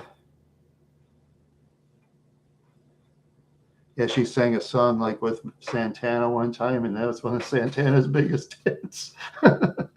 She did it one time with him, and I guess Santana wanted her to keep singing. She says, "No, I'd rather be on my own." And Santana said, "All right, that's cool." Yeah, yeah, I know. They just, yeah, a lot of it's not for me. I'll go in. Oh, there's Ivor. I live in central Minnesota. Yeah, I ran into you at Walmart before. I remember that. And you still follow me. Yeah, Ivor, as you know, I've been going places a lot more, than I used to.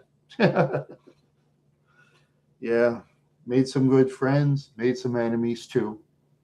When you get up to like a higher level, so you meet certain people, and then certain people like get real mad and yeah, you're my friend too, Dave. Yeah, and so is Ivor. Ivor's a good man. I met him in person, and Ivor saw me in that parade in Vining, Minnesota.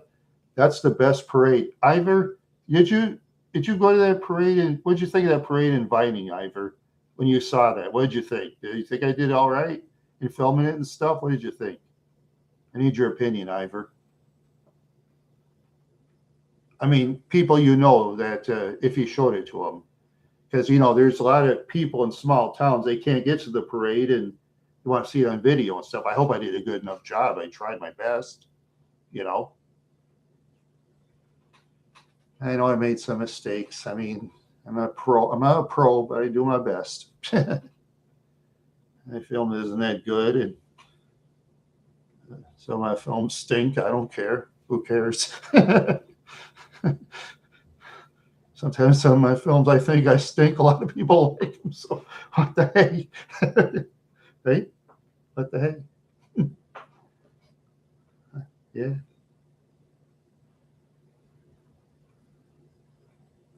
Hey, she got a quiet room now.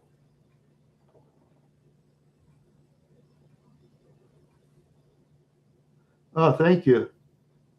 Oh yeah, yeah. Thanks. That is the best parade. Yeah, it's only a 62 population town, and you see all those old cars they had over there. That was impressive. This was a small town parade.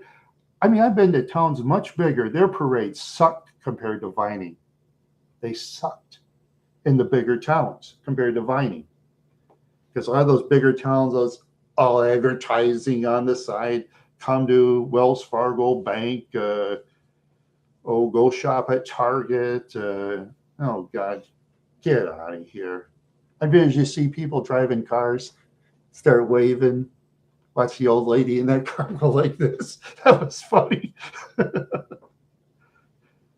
Yeah, and I like that one where the family was dressed up like they're in the 30s and the kid was. Yeah, you remember that kid with the satchel and the newspaper and you're driving by in that 30s car? I just started laughing. I couldn't help it. I was trying to be professional, but it was so funny. I started laughing. That was great. They looked just like the 30s, right down to the kid in the newspaper satchel. That's an actual 1930s newspaper satchel because my late Uncle Ed showed me in a picture, and that was a 30s news satchel. Yeah, Uncle Ed said, "Yep, that's the exact same one as." Yeah, they got it accurate down to everything. It was just weird that one of the old 30s hats driving the old car, get the satchel. It was nice. Let's see what they call it. Yeah, the Wild Horse Detective Agency. Something stupid. That was a stupid comment. I wish I would have erased it. Sorry about that, but I couldn't help it. I slipped in that part, but otherwise I let the parade do the talking. But sometimes I just slip. Try not to. I just couldn't help it. That car was just funny. It was like the 30s. It was just. Dave, you know what the people at Vining would say? Whatever you've been smoking, maybe you should go to treatment. And that's what they tell you. No, they wouldn't say it like that. They'd say, no, we're not interested. Because they'll get bigger channels than me. They'll get bigger channels than me to do floats and parades. They'll find them. Oh, yeah. Out of 62 people, there's like 5 younger ones. And there's at least about 2 of them that'll know somebody with a lot of subscribers. You'd be surprised how people with a lot of subscribers like know people that have like very little and stuff like that. It's just weird. You know? Yeah. Well, yeah, I tried no, the Vining Parade is the best parade video I've ever done by far. Yeah. No, that's what I tell people. If you ever know anybody in a wheelchair or something, or in the rest home, if you like old cars, watch the Vining one. They had more old cars than any other. Old Corvettes, 70 Ford Ranger trucks. That was cool seeing those old Rangers. Yeah, I remember those trucks in the 70s. I remember a farmer one time, he lived up north where they had Ford Rangers. He says, there's a saying goes up there. When we drive the Ford Ranger, usually we'll try to drive it until we wear it out. Actually, the truck is so dependable, it wears us out. That's what the farmers used to say about the Ford Ranger, which meant that the truck was long-lasting. and it hauled a lot, too. Well, they hauled a lot of stuff in those Rangers. I remember that. Yeah. Oh, yeah, no doubt. Now, they haul a lot of stuff in those Rangers. Sometimes I've seen people put overweight stuff in those Ranger trucks. I'm sitting there looking like this. Then the trucks just keep running. And I'm sitting there thinking to myself, boy, those Rangers are tougher than what the book says. You know, I mean, it was the bigger engine, of course, in the Ranger. They probably had, up to 460 V8 engines. Oh, they had those 460s. They'll pull a lot of stuff.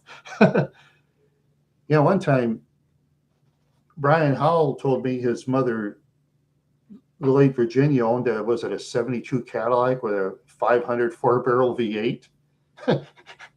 Was it the semi got stuck one time? She took her Cadillac, pulled the semi out. It actually did. I said, did it wreck the engine, Brian? He says, no, this thing's tough. I said, yeah, I suppose. It slowed down the car, though, because, I mean, that's stress, man. Pulling a semi, even with a Cadillac, I mean, that's stressful pulling a semi with something like that. I mean, that's not a truck. I don't know. Maybe I'm wrong. I don't know. But trucks are usually built stronger to pull stuff than cars, as I understand it. That's what people tell me. I mean, I don't know much about vehicles, but oh yeah, they usually get the real big trucks and stuff that have like stronger. I don't know. Maybe I don't know what I'm talking about. I don't know.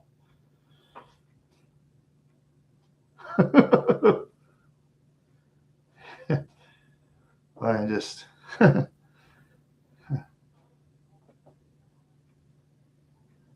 Yeah, the 472 until about 1970 when they had the 500. Yeah, then they started having the 500 cubic inch. The 472s were very powerful. In a race, the 472s would be the 500. Is that right, Dave? You know about mechanics, Dave. Am I right or am I wrong? The 472 V8 engine beat the 500 in a race, you'd say? Probably. Well, I know for sure 72 would beat it because remember, they reduced the horsepower and the compression. That's what Shilton's book told me anyway. I used to read that thing all the time. Yeah, you look at sometimes I'd look at it and think, oh God, I wish I was back in those days.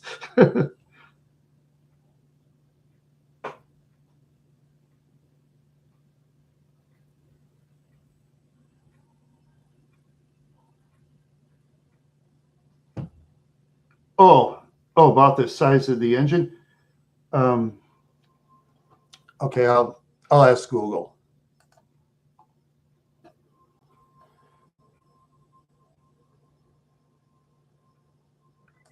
When did Cadillacs build 500 cubic inch engines?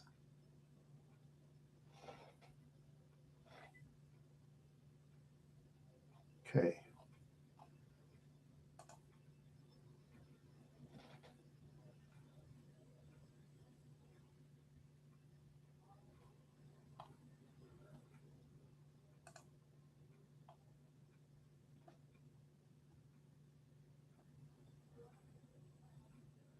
Let's see. They said the 500 in 1969. Okay. Okay, let's see.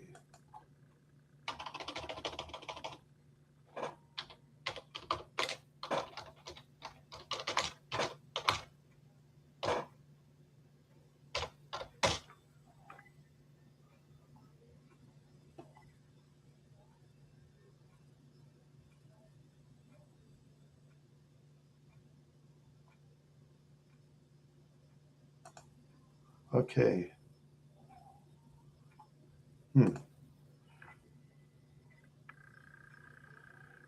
Let's see. Well, the 500s, they started building them in El Dorados in 1969. And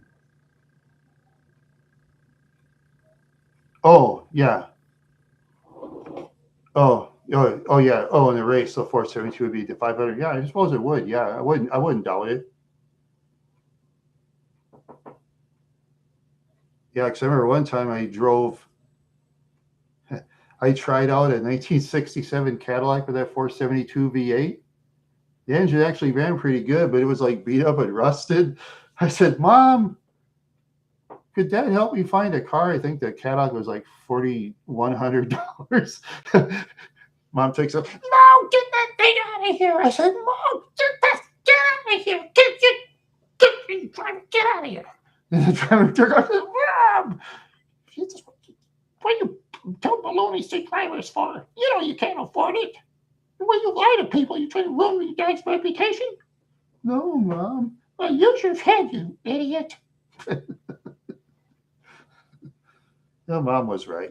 If you can't afford something, why drive it like that? Yeah, so I don't do that, no, anymore. But I drove that 472 67 Cadillac convertible. That was a lot of fun. Engine a lot of power, too. Yeah, wow.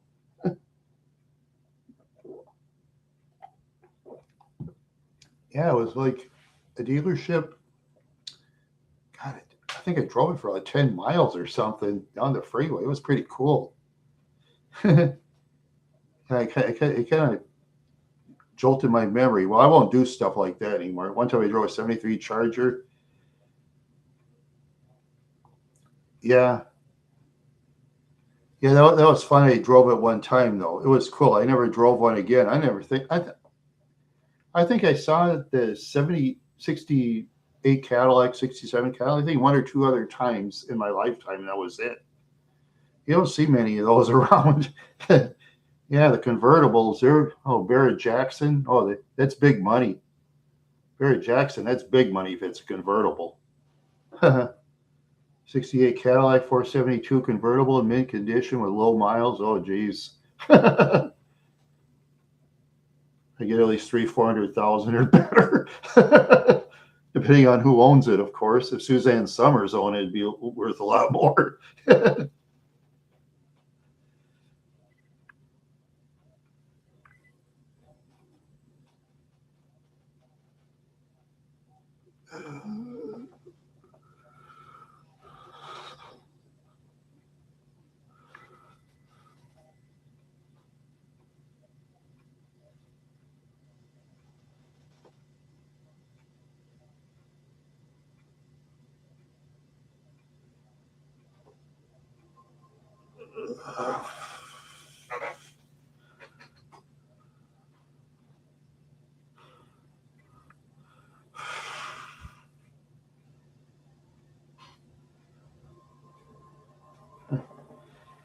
Yeah.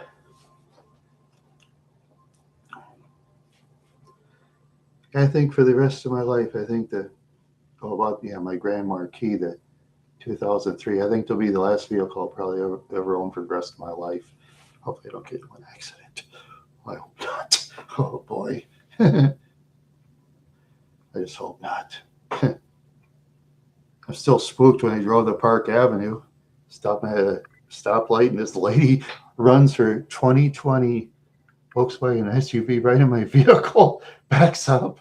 I said, excuse me, man. Excuse me, ma'am. You just hit my car. I was calling the cops. Patrolman comes. He sticks up for her. I'm sitting there, what? But I had to be nice to patrolman, though. I was almost going to ask lady for money. Luckily I didn't, because that patrolman would have thrown me in jail. Yeah. Sometimes it's good for me to keep my mouth shut when it comes to law enforcement. And the patrolman was a nice man, I'll give it that. And he liked that lady a lot better. And what can I do? If I ever saw a patrolman again, say if he was in plain clothes, would I would I beef with him? No. Why would I? I don't even want to. Yeah. Kind of a strange situation.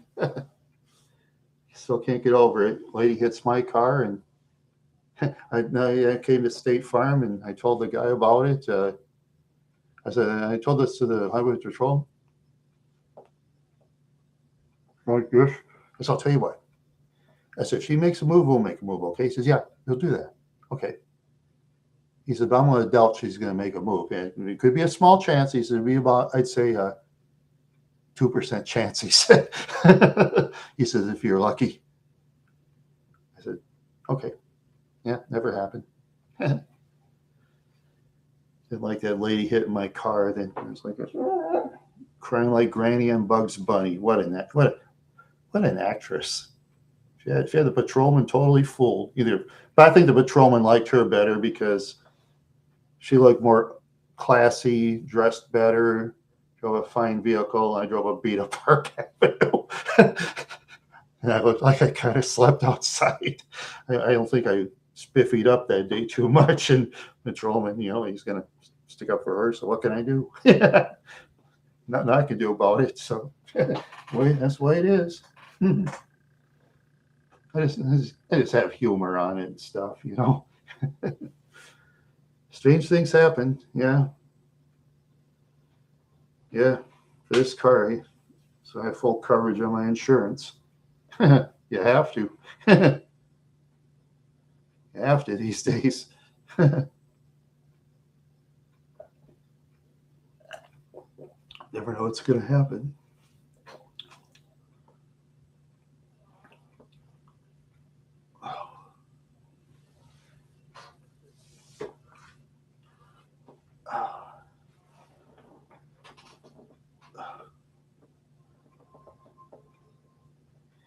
Wow, I feel great tonight.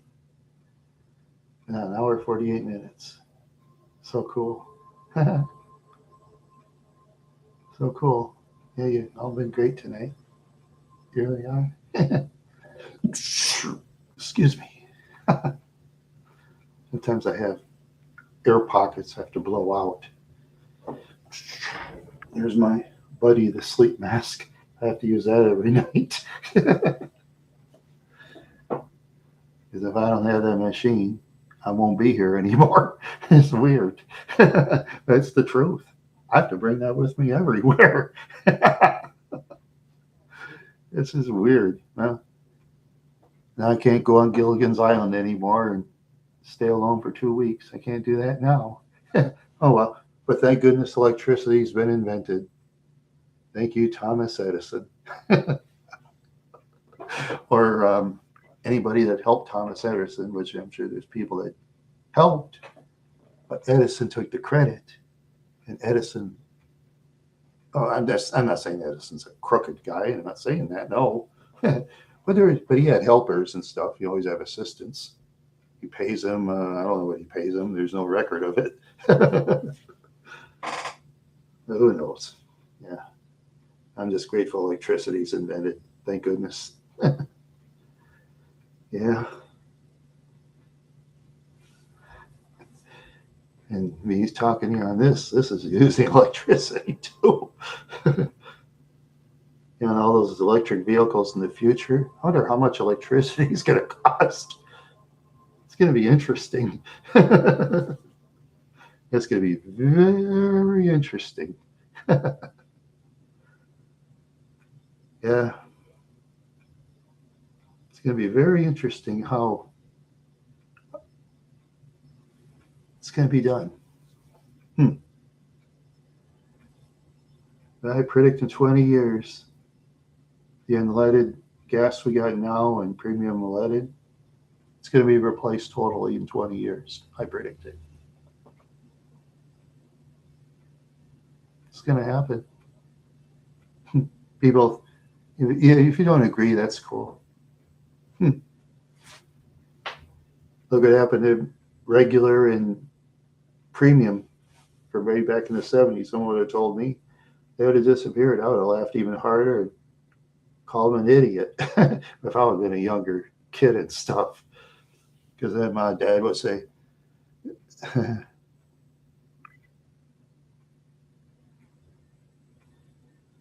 yeah, $5 a watt. Yeah, there you go.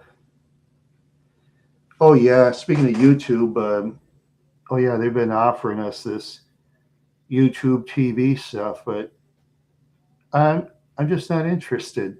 I'm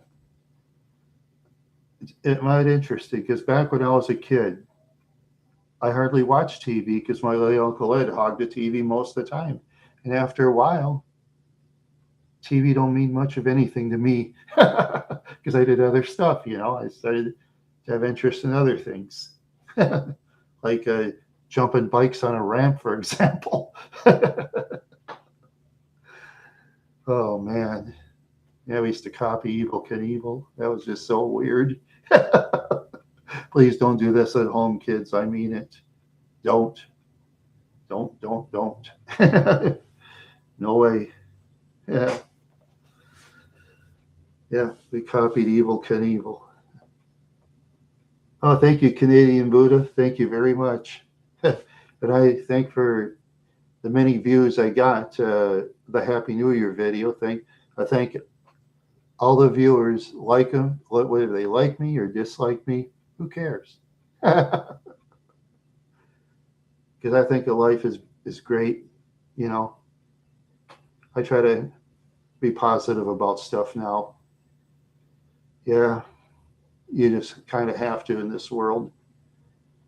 Too much negativity, man. We'll see. I don't know. See, I'll explain, Canadian Buddha. I do this as a hobby. If I went down to 100 subscribers, see from tonight, where I'm at now, if I'm down to 100 subscribers tomorrow, I wouldn't even care. Who cares? I got the views. The subscribers can drop. That's fine. The views can't. The views are there forever. That's the way I look at it.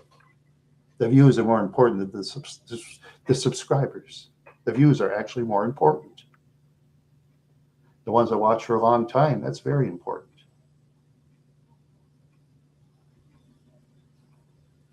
Okay, I'll give you an example.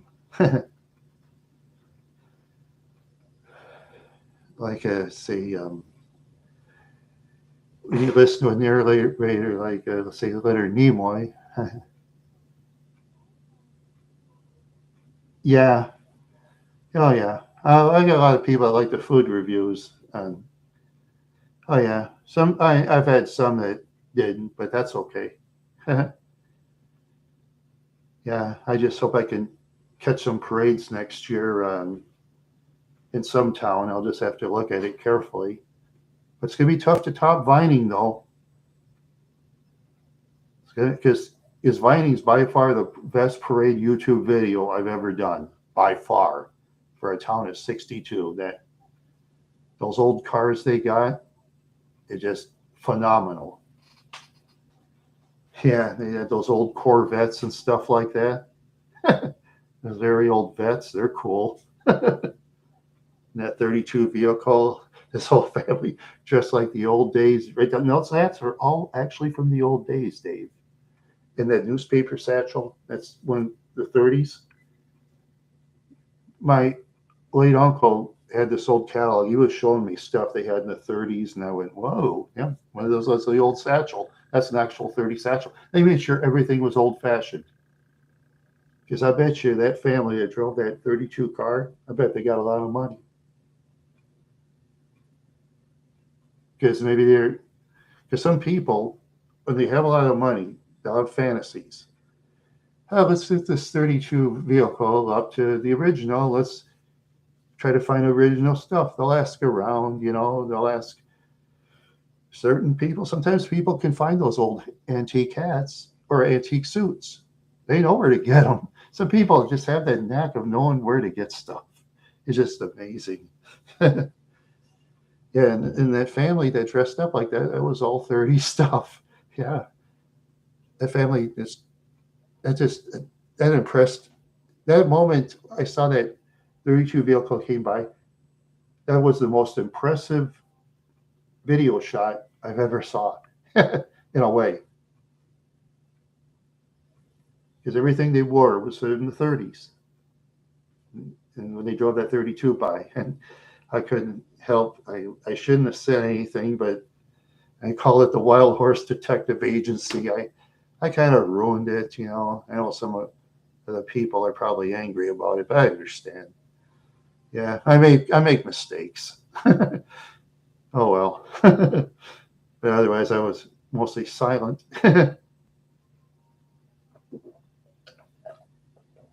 Yeah, as I say. Yeah, inviting also. Oh, thank you, Gavin. Thank you very much for stopping by. It's always great to have nice people stopping by. Yeah. Yeah. I'm different from most people. Like I said, when I was in high school, those idiots called me Gorgie. And you want to see the Osseo Class of 82 video? You want to have a good laugh? You'll laugh your heads off. Did you see that, Dave? Didn't you laugh your head off? Was that funny? Okay, maybe I should do a survey. Maybe I'll just show it again, for laughs. Should we have a good laugh?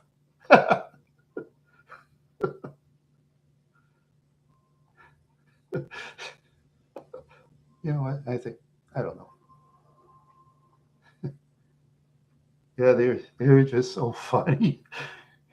Say hi, everybody. Yeah, and believe it or not, that lady, the Lynette that had the camera to her face, that old lady, when she was in high school, she got a lot of dates, believe it or not. She actually did. Good-looking guys, too. And I thought to myself, this high school's different than any other place I've been to, and it is. That high school is just a bunch of different people. And then in the 90s, when the tough kids from the big cities came in from all over the country, the suburban kids all went, that were adults, they all ran away. Can't blame them. I ran away too, and I stay away. There's a lot of rough characters in those big cities.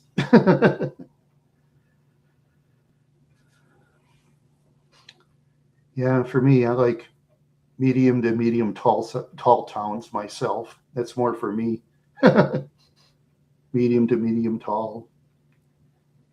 Let's say population for me would be, I don't know, between 9,000 and say, I don't know, maybe 60 or something like that.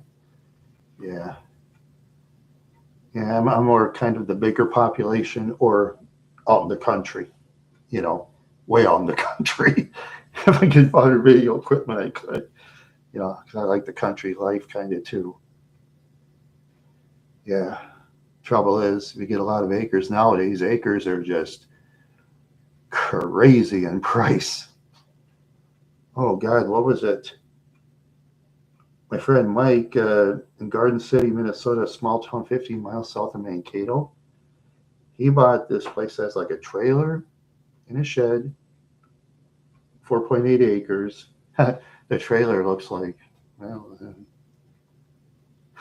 kind of a secondhand trailer in a way. And the shed's very nice, though. It's like brand new in a way. You know what Mike paid for that land? For 4.8 acres and that? $178,000. It's a lot of bread. Yeah.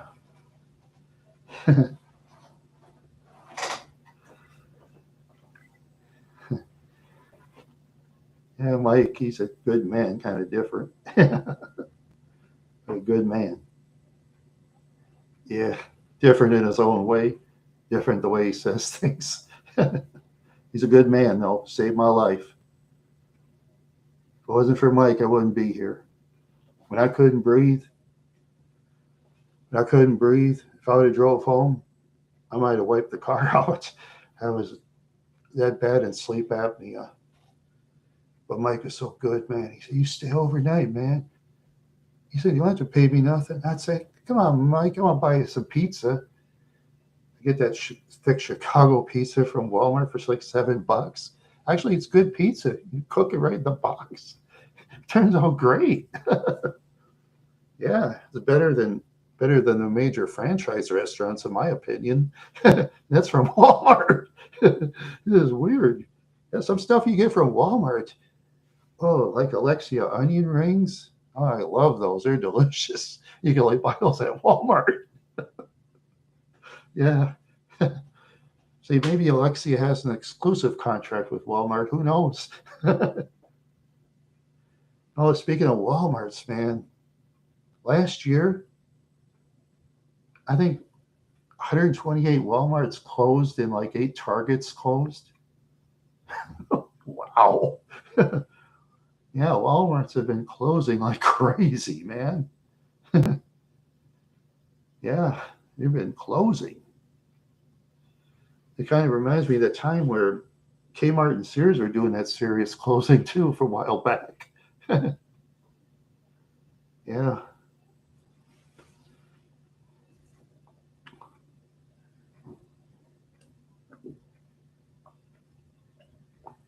Oh,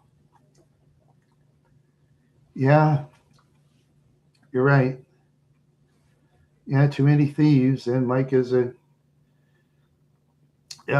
great guy, that's for sure. Oh yeah, I used to know a lot of thieves, Mr. Quadrillion. Oh yeah, like that's creep Adney Charles Allen from Fargo, North Dakota.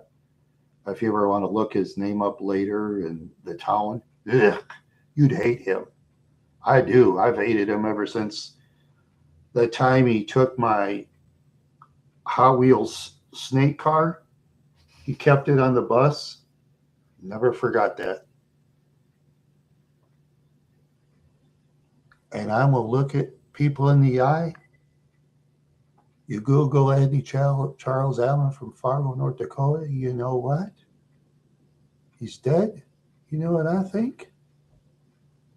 Oh, well, I'm just going to go on with my life. And he is in the rearview mirror. Gone. What people do is what people do if they see his grave. If people want to, that's up to people. I'm not one of them. Nope. Nope.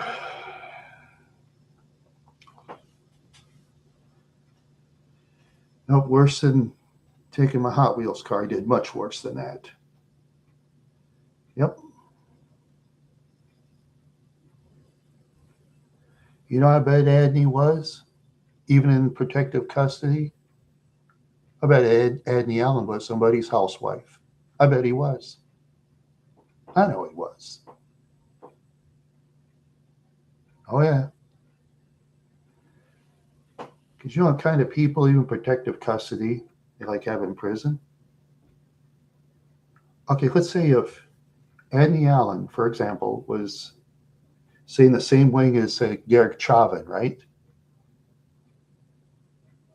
Say if Andy Allen hit Garrick Chauvin over the head, pretend he hit him over the head with something, right?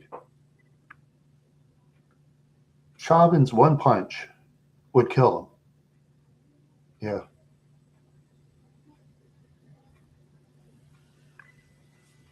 Because Chauvin was he was a police officer in Minneapolis, and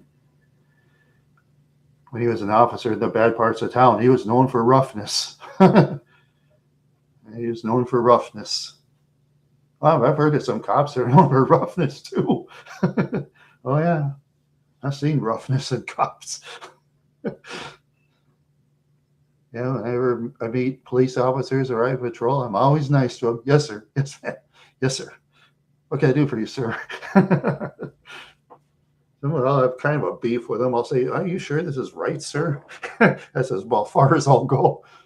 Like, okay, sir. That's what it says, sir. Yeah, I try not to make them mad.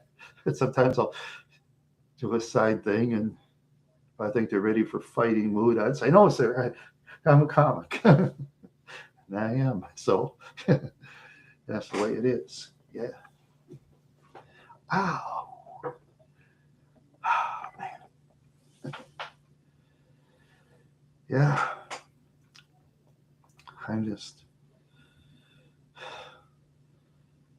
don't know. Oh, I just wish a miracle would come. Right? Run into something just really big. I just hope so someday. I really do. Who knows what I might do? I don't know.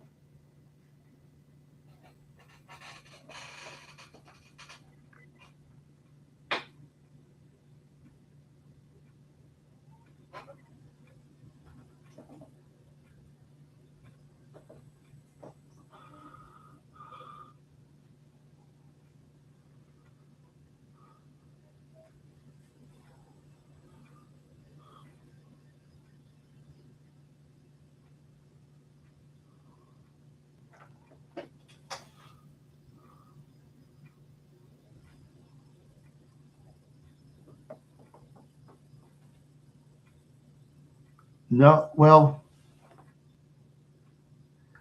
I think, Dave,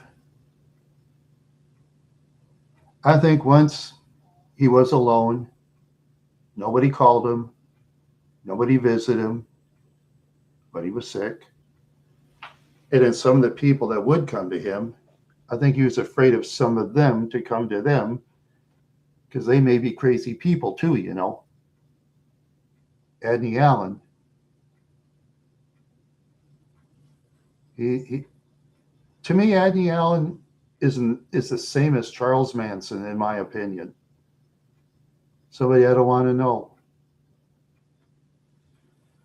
To me, Andy Allen is the same as, let's see.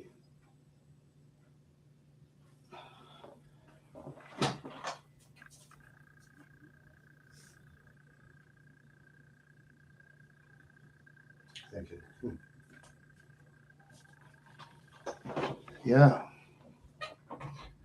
Oh, yeah, he was all alone. And when he died, he just has like a little grave, I'm sure his parents probably paid for it, probably scraped by. A couple of people probably really cared about him, Okay, it happens. But they scrape, maybe they cut their kid's vacation and give them a burial or something for whatever reason, But I'm just glad he's not around to keep the kids safe, and I beat it. When he's gone, more children can feel free to go play and don't have to watch their backs. Although bring their parents with them. A lot of children do. That's good.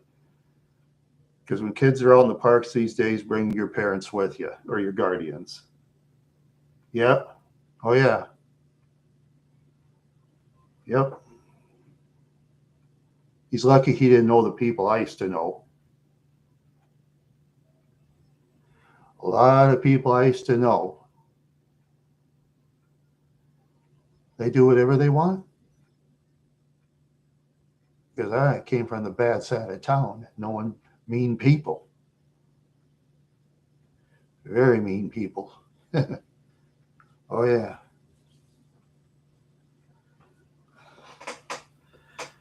Yep.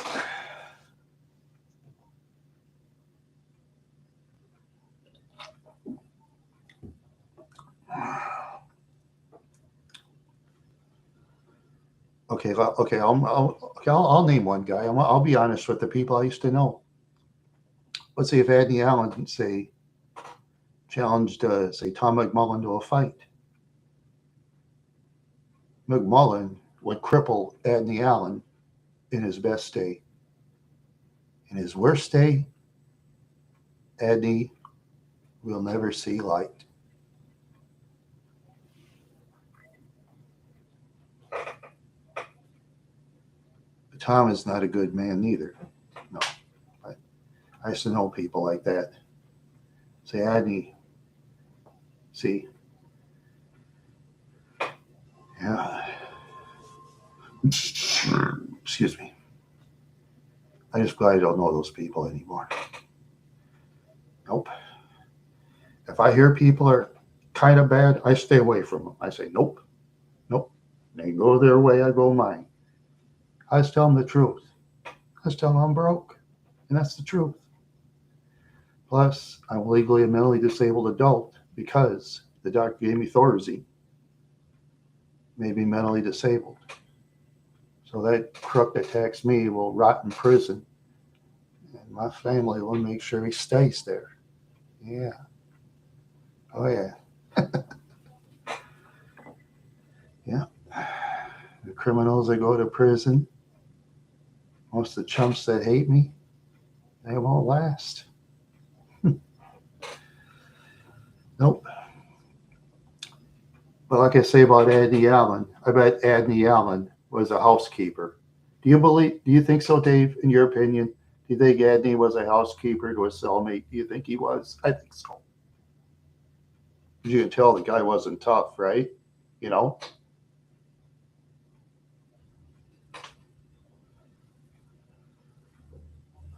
So I'll tell you, even in the protective custody, you know,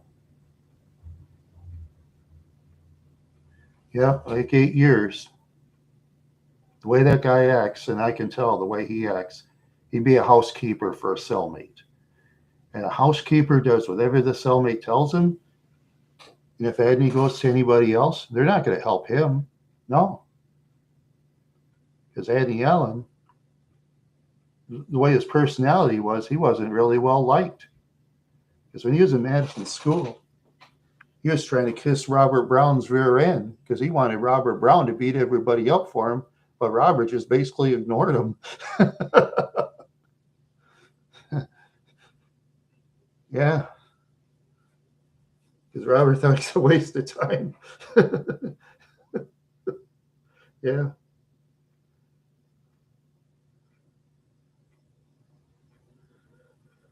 Oh, yeah. And Adney Allen, man, is just so weird, too.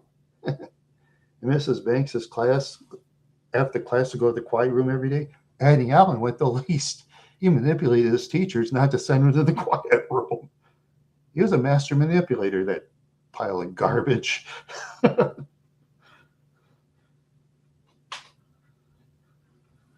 yeah. Yeah, he wasn't really well liked, you know. Yeah. Nope. Yeah, one time I made a prank call at Adney Allen. This is funny as heck. One time I was pretending like I was some guy named Cecil. He said, like, I suck. I said, oh, he sucks. I told him in a voice. He says, I'm going to get you, Cecil. Where are you? I thought to myself, I'm Randy, not Cecil. I was pretending like some guy named crazy guy named Cecil. Yeah, my name's Cecil. Yeah, I will take care of you, boy. Yeah.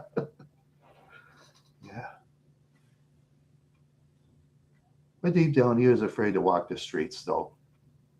He was. Of course, he was.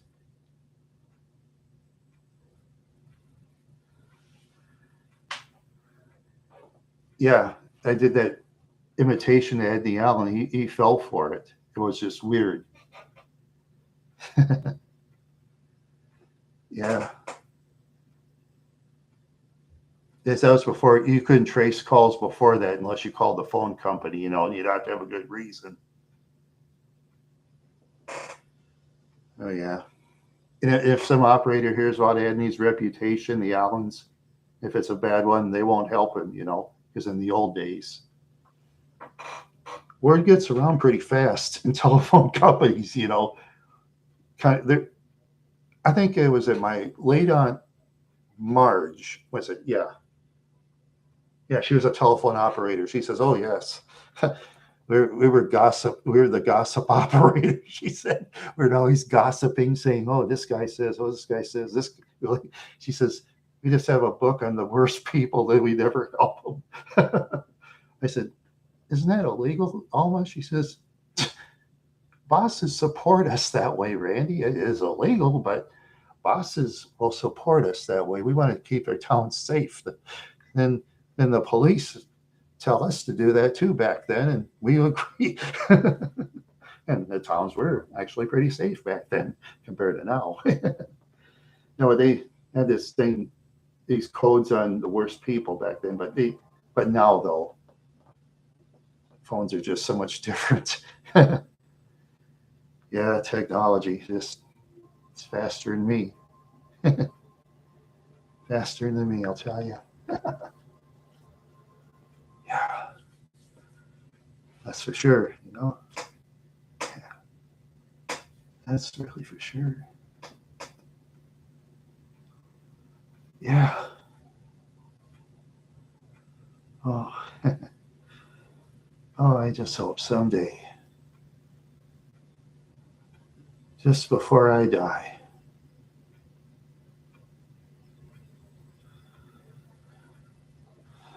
there's one of my dream cars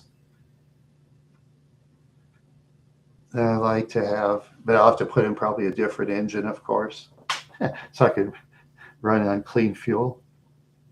I like that 1970 Buick LeSabre two-door convertible with the 455 four-barrel V8 engine. I like the LeSabre. It was a tough car. That was the toughest car I ever owned. Was a 70 LeSabre.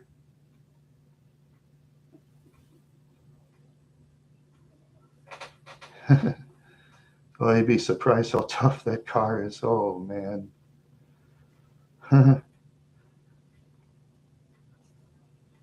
Yeah, my Grand Marquis would stand no chance against it. In a one-on-one demo fight, no way. I'd get away probably, and that'd be about it.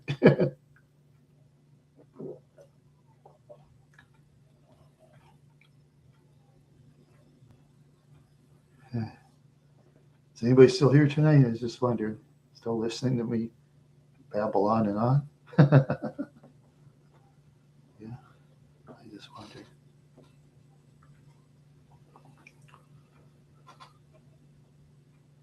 Oh, you're still here, Mr. Quadrillion. Cool. Yeah, I'm glad you stuck around and sent me in Nimmy's chat. I mean, you're funny. Yeah, you were funny. Yeah, no, I wish I was a better chat mod. I'm just not a very good one. See, Mr. Quadrillion, what were people really say to me in public when I'm not around? Oh, you're welcome. What do people really say about me, Mr. Quadrillion? When you look around the comments, do they say positive or negative things about me? I mean, I don't want to know who it is. It doesn't matter, you know. But maybe you don't see it. I'm unknown. Oh well. Yeah, I have some negatives and positive people. I like the positive people, the negative people, not so much. Oh, Thank goodness. Yeah. Yeah, I tell you.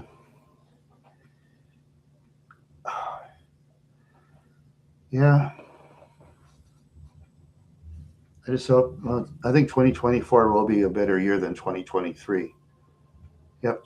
I think 2024 for me will be better. I hope so. Yeah. The junk lady thing. Yeah. Yeah. Well, I'm going to take my time looking for dates. I'm going to take my sweet time. That's all I can do. Oh, I could have dated 3, 4 women, but not my types. Not my types at all. Nope. I have a particular about a certain lady. I have my particulars. And it's going to take time. I'll eventually find it. I'm sure I will. It just takes time. That's all.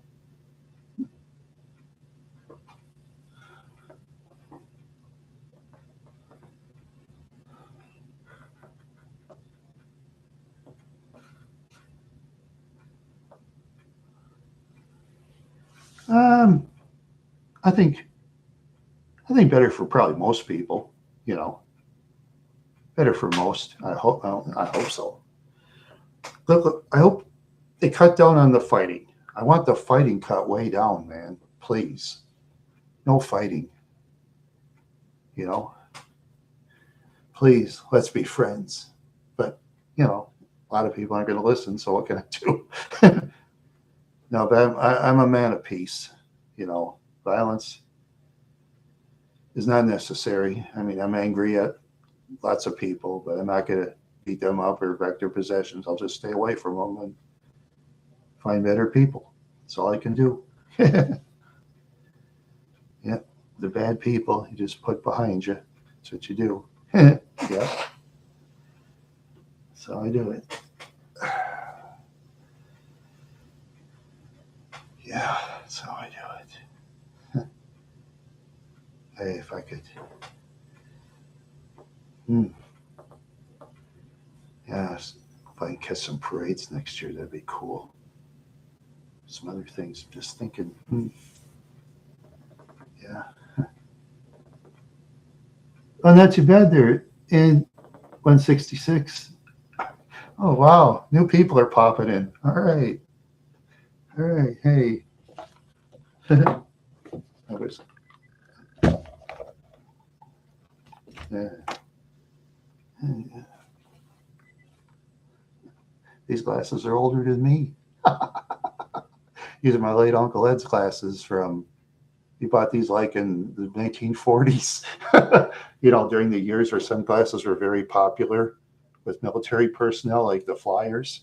Oh, those sunglasses sold like hotcakes. Yeah, me too. Yeah,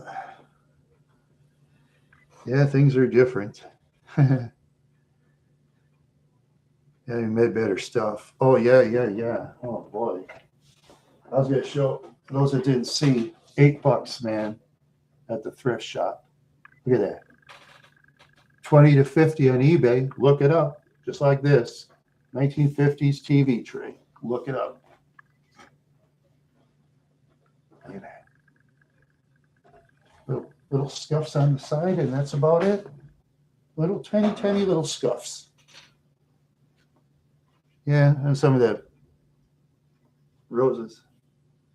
Kind of. But other than that, that's an excellent TV tray. That's a steal for $8. Yeah, it's a steal. Then I was opening them. Lady says, "Excuse me, sir, do you have problems?" I looked at her and said, "Oh, no, ma'am.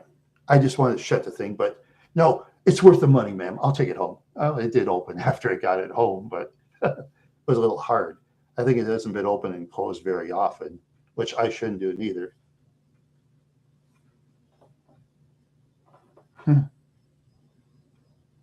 Oh, you guys are talking to each other. Okay. I can talk to myself and answer myself. I'm talking to myself and answering myself. My chatters are ignoring me. That's the way it is. That's the way it is. That's okay. Free country. We're in the USA. Yes, we are. Oh, seriously. Compared to many countries around the world? Yeah. Oh, God. I read something this will blow your mind. In Saudi Arabia, there's this one lady, she, on an email, she sent a new picture of herself to some guy. The Saudi authorities caught her.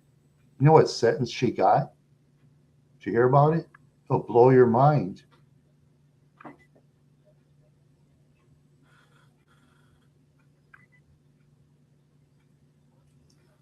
"18 years in prison. That's hard labor in Saudi Arabia."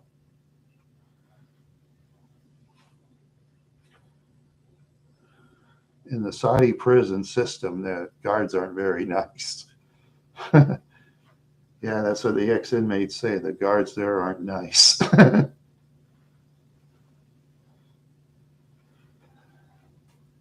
Yeah, I wouldn't. Uh, yeah, you'd have to go with a diplomat. Yeah, I'd be too scared to go there. Yeah, I, I throughout my life, I got the USA, plenty of land. Yeah, it is. That's true. They're very strict on stuff like that. Yeah, yeah, they're very strict. Oh yeah, and there's one time there's like a bunch of guys who are trying to invade an oil field, trying to go through like a barbed wire fence. The Saudi military caught up with like almost all of them. You know what the Saudi Arabia military did? Oh yeah, they had a quick trial, a quick judge. The sentence will be carried out till sunrise tomorrow morning. Guess what? The ones that invaded the oil field in Saudi Arabia got all those military opposition. Guess what they got from the Saudi judge? You know what their sentence was? And it's not pretty either. It's not pretty.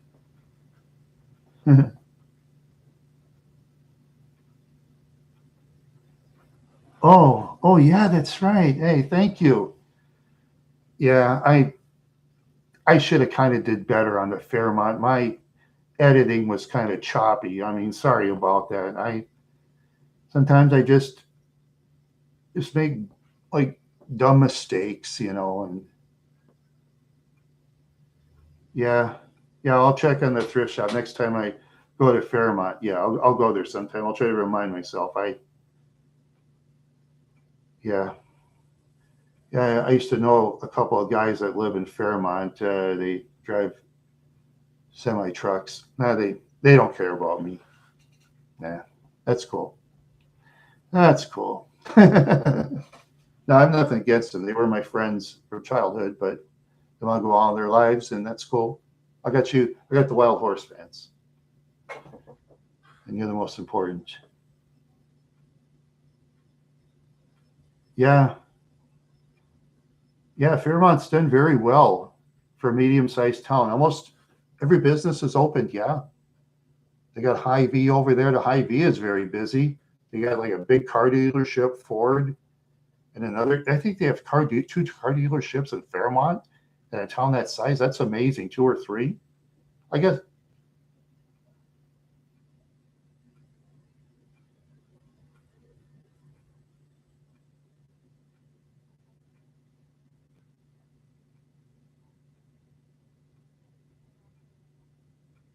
Oh, oh, Dollar Tree. Yeah, yeah. Dollar Tree does real well. Yeah. Um, let's see. I'd have to look up the stores they have in Fairmont, Minnesota. I don't really know right now, but if they have like a Menards or something like that, a Menards would greatly improve the town. Um, Mills Fleet Farm, you know, Yeah, they get a lot of business. Yeah, they have their days. And the chain stores, yeah. Well, Walmart at this point will be welcomed in big towns because Walmart just closed 128 stores last year. 128 stores closed. Yikes! And there's not one Walmart store open in Oregon. I mean, whoa, whoa! Not one open in Oregon. Oregon's supposed to be a state. I was told maybe it's changed a lot, eh? Wow. Yeah, you never know. Things can change in a hurry, I guess. Yeah.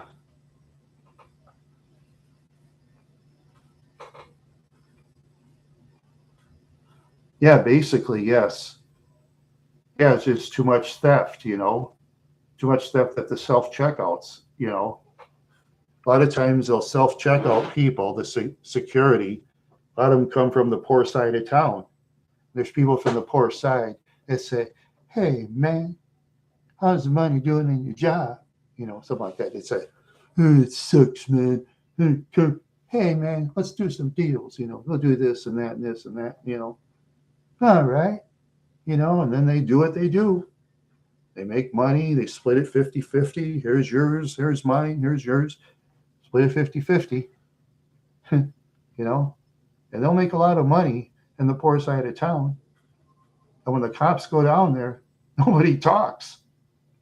And the poor sides of town, nobody talks to law enforcement. It's just weird. They climb up real quick in the real poorest parts of town. Yeah. Oh, yeah. I watch a video called Charlie Bo 313, and when he interviews some people, they'll just say some cats or, this idiot, or, they don't really say names of anybody. But yeah, I know those Walmarts. Yeah, it's just I just feel sorry for the innocent shoppers who mind their own business and actually pay for their goods, and now they don't have a store. The good innocent people. Yes, and for the good innocent people, if you ever have a chance to move out of a bad neighborhood, even if a town has a population of, say, 20 people, and every honest neighbor there is a nosy no-gooder, well, just mind your own business. They'll leave you alone, Just don't fight them, because they may be friends with law enforcement in towns of 20. Never know. Never know what happens, because small towns are much different than the big ones in some of their own quirky ways. Yeah. Yeah, that's for sure. Yeah.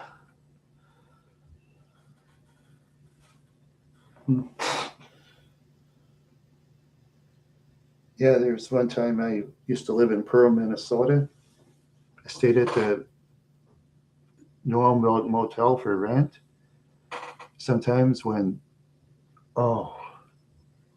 Tuffy's dog food, if the wind blows the wrong way, you can smell it. It's like a strong smell.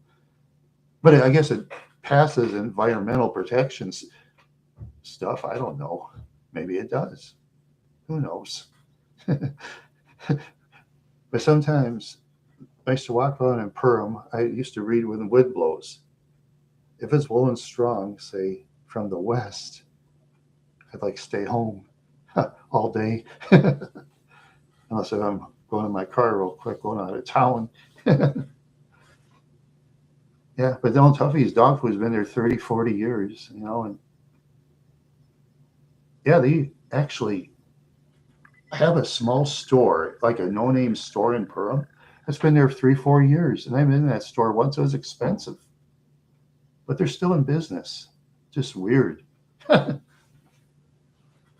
must be a real nice guy who's probably does a lot for the town of Perham too, you know. Probably does a lot of stuff. Maybe isn't going to be rich, but you know, just sometimes there's a place where nobody's heard of. They do well in a small town. Some businesses like that. It's just weird. So weird.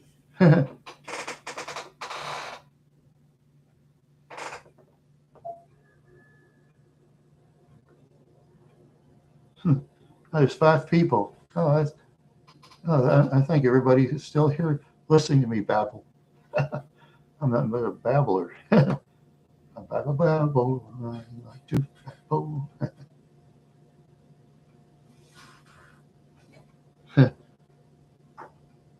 Let's see.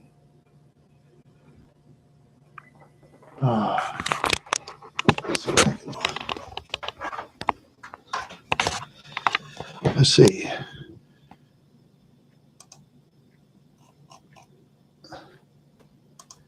Osseo class of 82.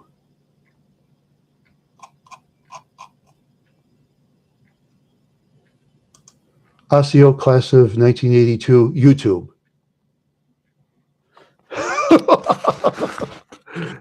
Oops. Oh, wow. Okay. Sorry. Okay.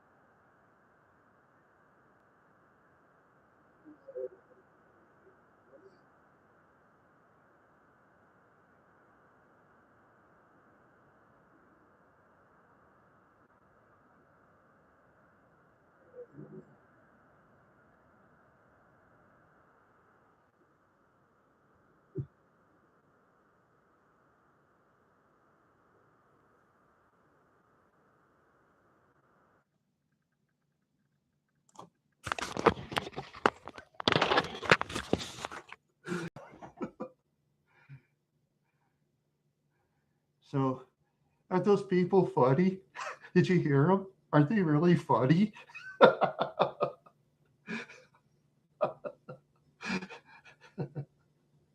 Aren't they funny? Yeah, and towards the end, she's complaining about a guy named Kevin Reynolds didn't show up with his camera. She left it on there. So did I. Oh. Oh. Is that what you mean? Oh,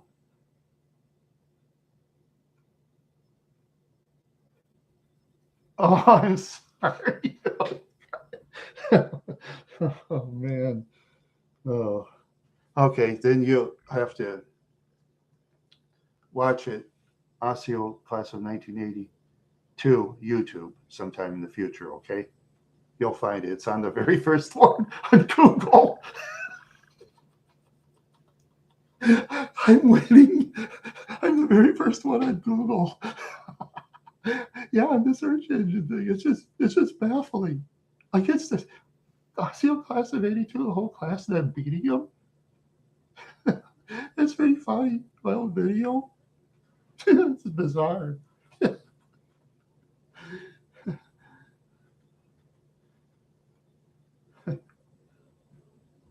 I'm sorry, Dave. Oh, okay. But you've seen that before, right? You've seen that video before, right? You know, I mean, you've seen it when you know, No, they're funny. You're on Facebook Live. Lynette thought she was world famous. I'm alive. She acts like she's world famous or something. She acts like what? She won the $5 billion Powerball or something. God, the way she actually thought she won $5 billion.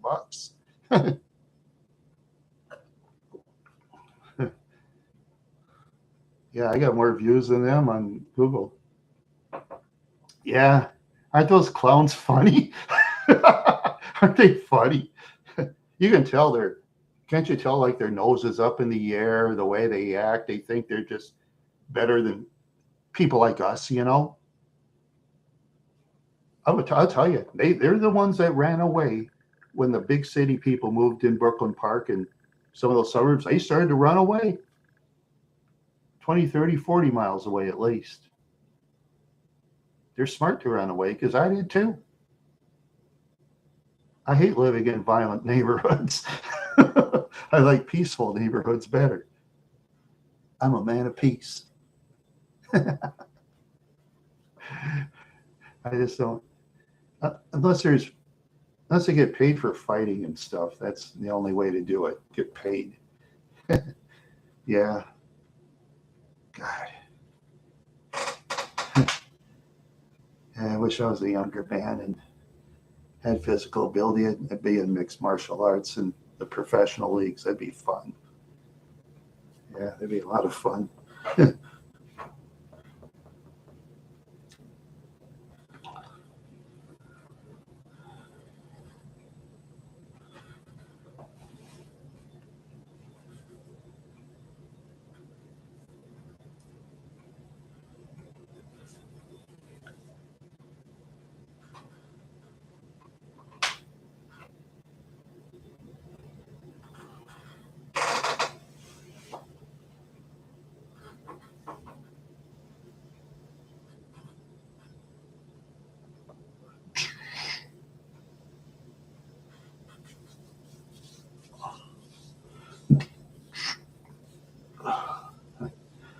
Yeah, it's just, yeah, they're just so uppity. Yeah, and I looked at everybody that was there.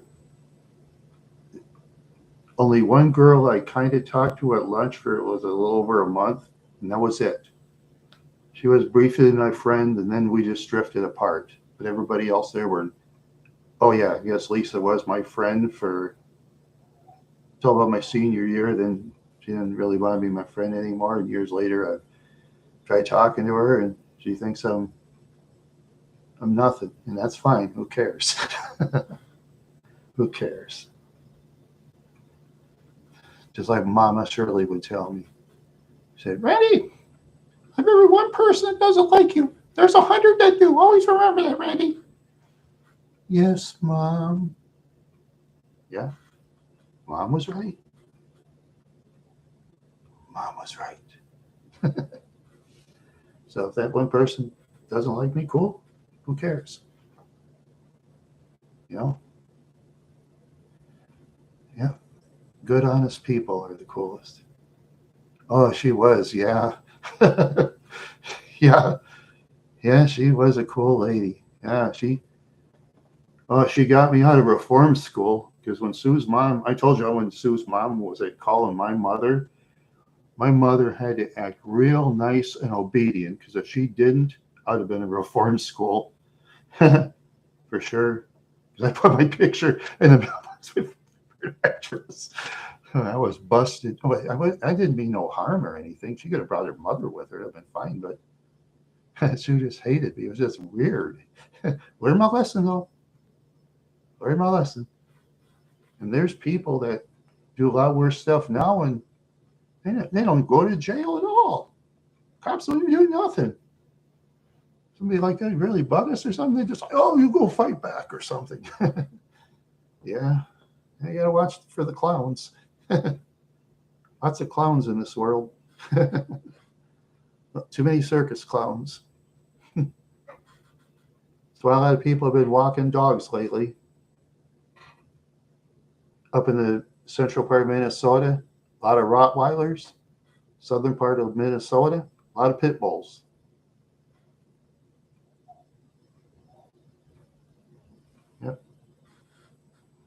It's a lot more people. See, those breeds are very popular now with owners, that need protection.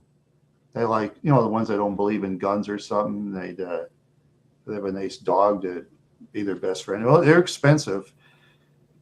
And with Rottweilers and pit bulls, you got to be careful. Yeah.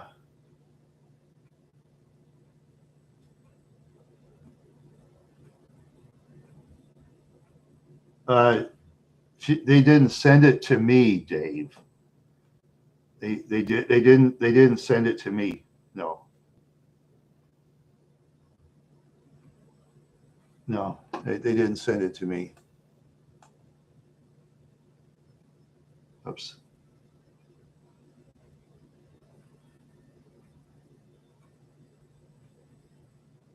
No, no, they didn't send it to me at all. No, I was talking about in the news media. Maybe I forgot to say that. No, I forget at times.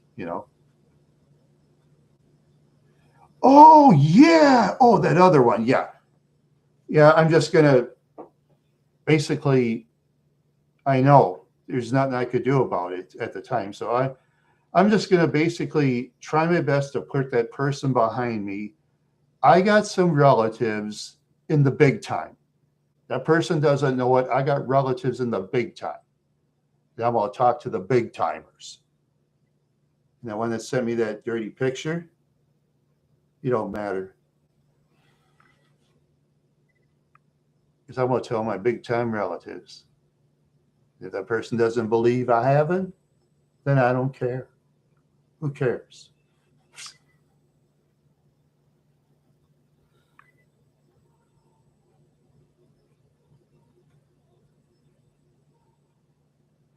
Oh, yeah, the sentence. Oh, that's too harsh. Okay, yeah.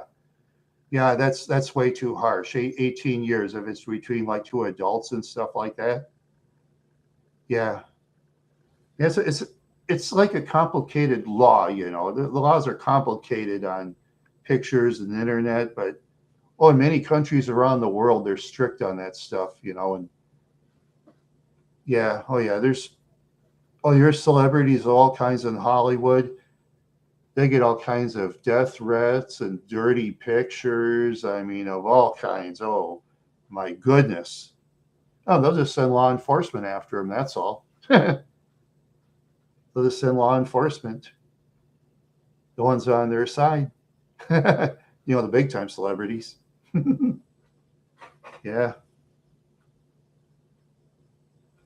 So you know who is the biggest celebrity in central Minnesota between Fargo, North Dakota, and Brainerd in the central region part of the state?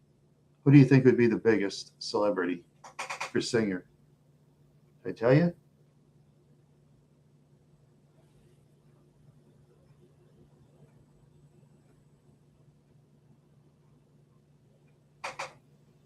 You know what?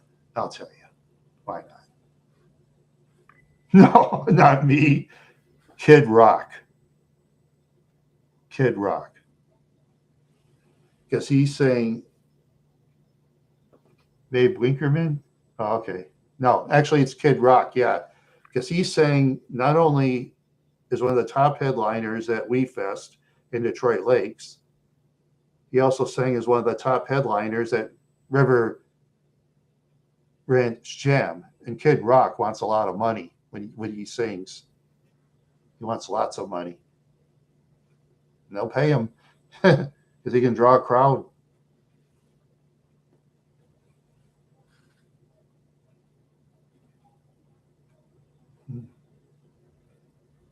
Yeah. Yeah, there you go. There you go. Yeah. Yeah, pick up weeds off the ground and show him some weeds. Yeah, that'd be fun. That'd be fun. Yeah, chewing some weeds. Yeah. Yeah.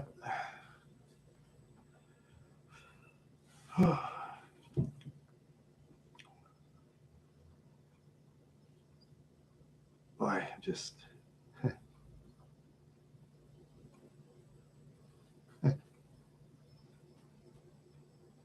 Yep. What do you? Yeah. Yeah. I still laugh that I see a video taken theirs from Facebook. I'm more popular than they are.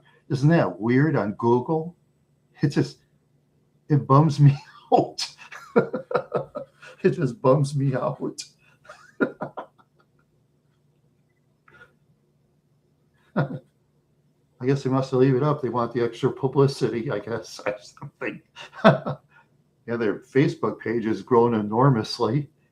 That's all right. Those are the ones I wasn't friends with anyway. Yeah, they're sure not up to date on certain things like obituaries. They're like, I don't know, about 10 people behind.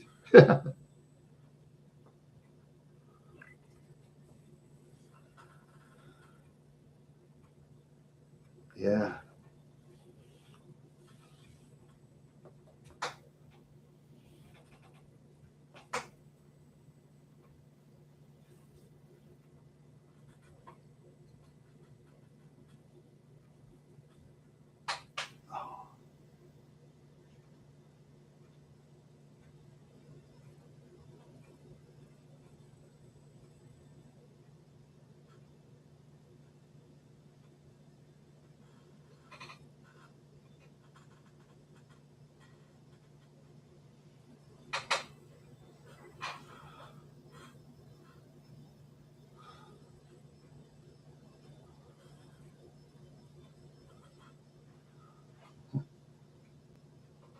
Wow.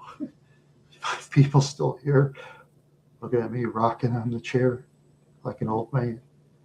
Rockabye Randy on the treetop. No, never mind. Oh, wow. Yeah. Oh, boy. I'm just happy I've had people here. Oh, this calls for. Oh, I'll do the poll tomorrow. Okay, I'll do it tomorrow. Yeah, they're.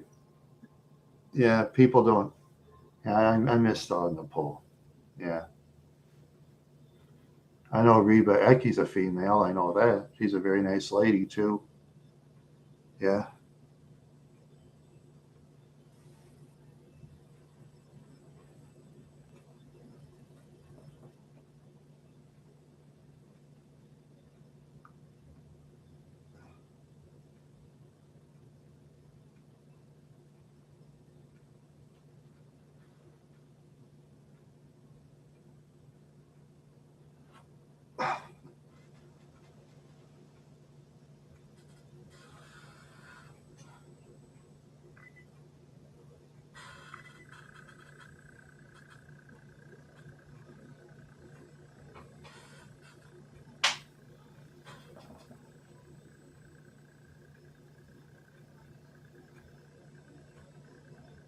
I don't know, Dave. I wasn't paying attention.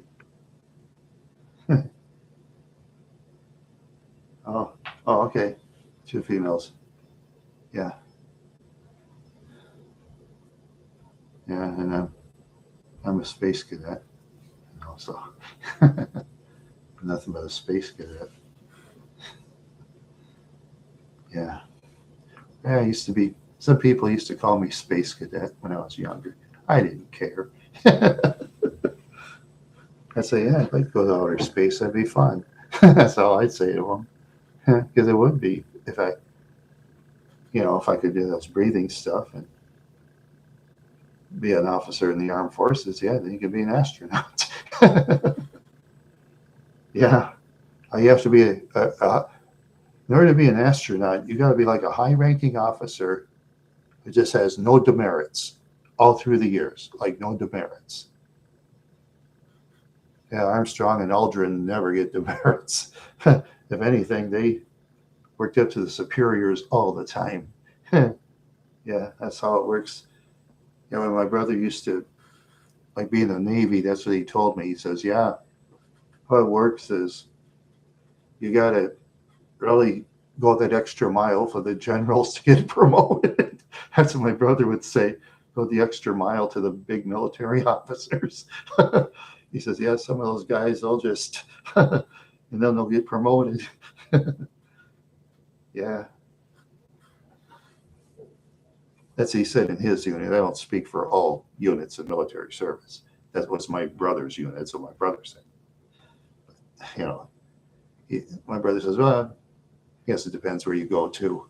You know, some, yeah. I just, wow.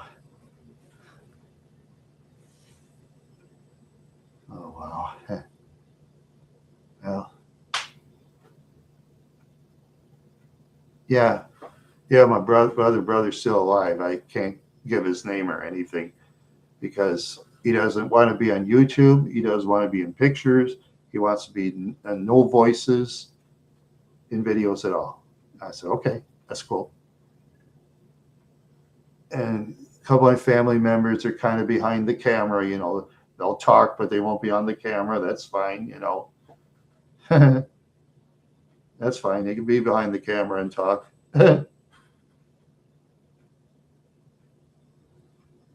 Yeah. Frosty's been on, what, 8 times? And except for that Frosty, when he was begging for turkey, Wendy sure got a lot of views. Still 121.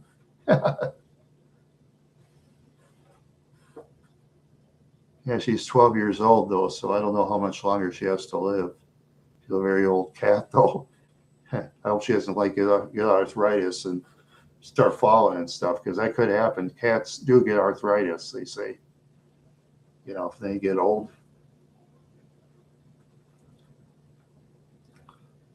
But sometimes they live up to like 18, 19, like Samantha. And towards the end, Samantha was getting so bad that when she was like doing the 2, she, yeah, yeah, she is. Yeah, I like Wendy. Wendy's such a good cat. She likes to hop on like people's laps and lay on me. I remember one time I was staying at Mike's. I used to lay on his couch a couple of days, but one day I was laying on the couch. Wendy, with her 4 feet, just stomped right here. I got up. I saw the fur fly. That's funny. And I said, Mike, I'm sleeping outside. I had arguments with her. I said, hey, you want Wendy to jump in your face? Oh, you too, Mr. Quadrillion. I'm sorry I'm boring you to death. Sorry about that. I'm such a boring guy. Doggone it. I feel so bad. Yeah, I know. Thank you, Mr. Quadrillion. Thank you. Have a good night. I'm sorry I'm such a terrible entertainer. Yeah. Yeah, and just like Pat Sajak, Wheel of Fortune. You want to know how smart Pat Sajak is? A very smart man. I'll tell you what Sajak did, those of you still listening. Yeah, Sajak. Okay, CBS offered Pat Sajak, what was it? I guess they finally agreed to it. Was it $900,000 a year for like 3 years? You know who Pat Sajak's show is competing against? Yeah, but the thing is, Vanna was busy with their projects at the time. She wasn't on his shows, or maybe she was on one, but she was busy with their movie projects, remember? Yeah, she was starring in a movie called The Goddess of Love. That was one of them. Yeah, she was trying to get an acting career going because she didn't want to really turn letters anymore. She wanted to see if she, but the movies didn't do that well, so she went back to letter turning again, you know, and She got a raise, I think, from $8 million a year to what, 13 or something. she got a raise, Vanna, for touching letters. And she was mad. She was making like, what was it, $3 million a year for like 14 years. Here's my $3 million a year. I know, this is weird. Vanna was getting mad. She thought she was underpaid touching letters. And she got a raise. She actually got a raise. A lot of people actually like her. A lot of people actually, I mean, she's never controversial. She never picks fights with people out in public. Yeah. And other celebrities seem to get along with her pretty good. Who knows what she's like in real life? I don't know. Maybe she's a nice lady. Maybe she's a whatever. Who knows? I'll never know her, so that's fine. But anyway, yeah. But about Sajak, okay, yeah, $900,000 a year for 3 years. Okay, Vanna was on her own projects at the time, but he could have had her on a show anytime. Yeah, you know, show he was going against, Dave. He was going against the Tonight Show starring Johnny Carson. Carson just kicked him so bad that in about 8 episodes, the Pat Sajak show was off the air. And he had a guaranteed 3-year contract, $900,000 a year, like from 1988 to 1990. It's a lot of extra money for not have to worry about doing a talk show. Extra besides Wheel of Fortune. $900,000 a year just to kick the Tootsies up. Imagine that. Yeah, I've read true stories about certain ball players. Yeah.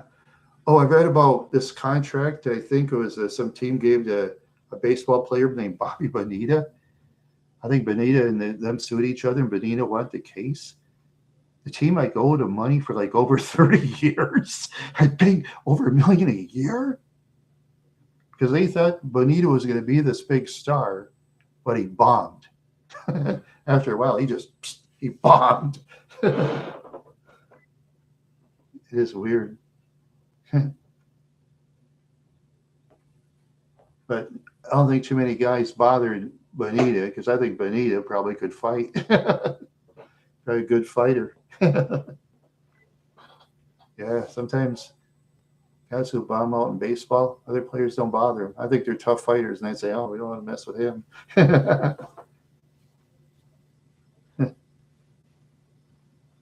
Yeah, oh, about Sajak, yeah.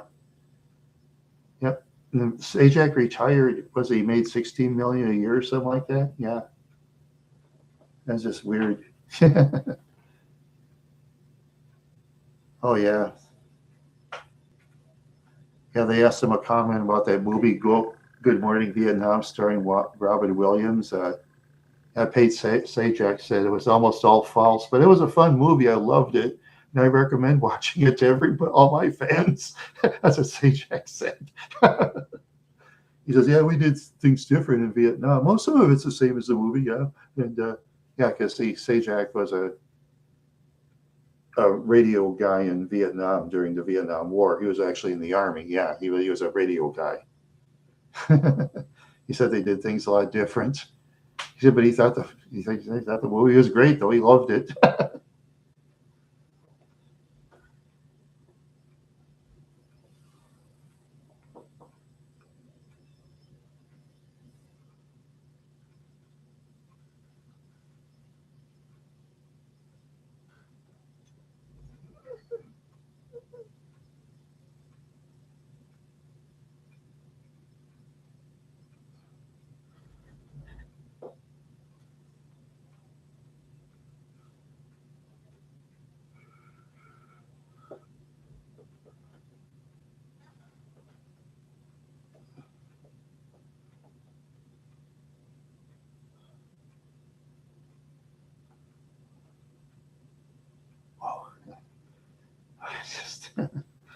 Yeah.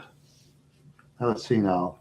Oh, yeah, Dave, Sunday, I'll be on Jimmy's Depression Chamber after my own show. I'll be chat moderator, I'm usually on an hour earlier, you know. But if I'm the chat moderator on Jimmy's, I'm always sober, you know, so I stay sober on his chat moderator, you know. I always do because I feel I can think better. Yeah. Oh yeah. Jimmy likes to have fun with me. He's funny.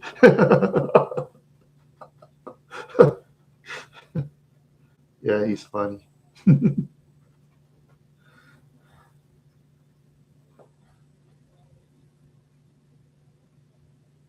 Yeah, no, but for me, no, I don't take any while doing chat moderator on his. No, not at all. Nope, because that way I can think better. I can think better. See here, this is my channel. It says right on my description, Dave. I'm an independent media channel. I'm independent, you know. But for my own channel, I'll do what I want. You know, that's the way I am. I do what I want. Other people do what they want. That's who I am. If I got together with some family or friends and get a show together, maybe we can make some deals and see what happens, you know?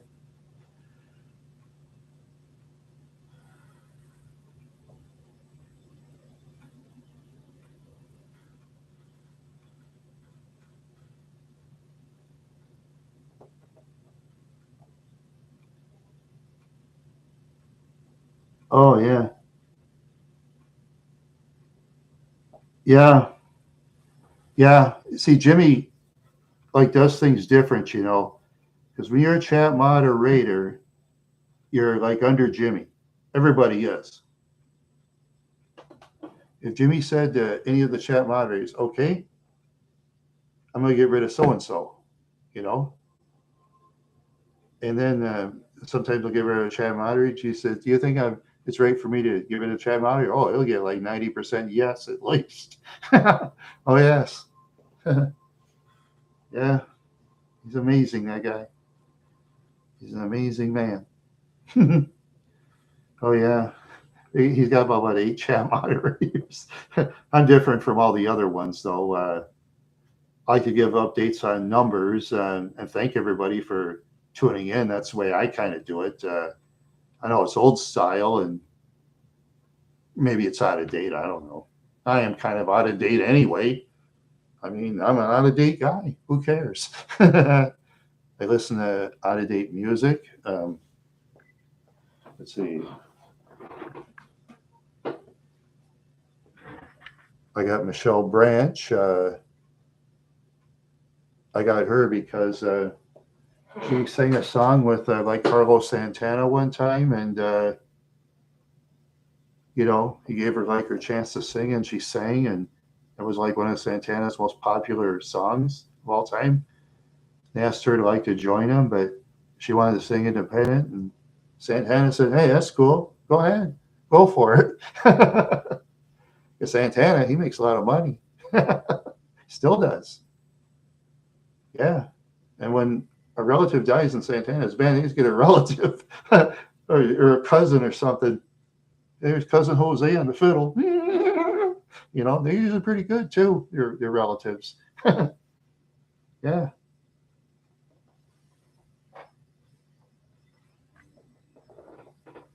yeah. Now you got Michelle Branch. I'm gonna listen to it. I think I'm gonna like it.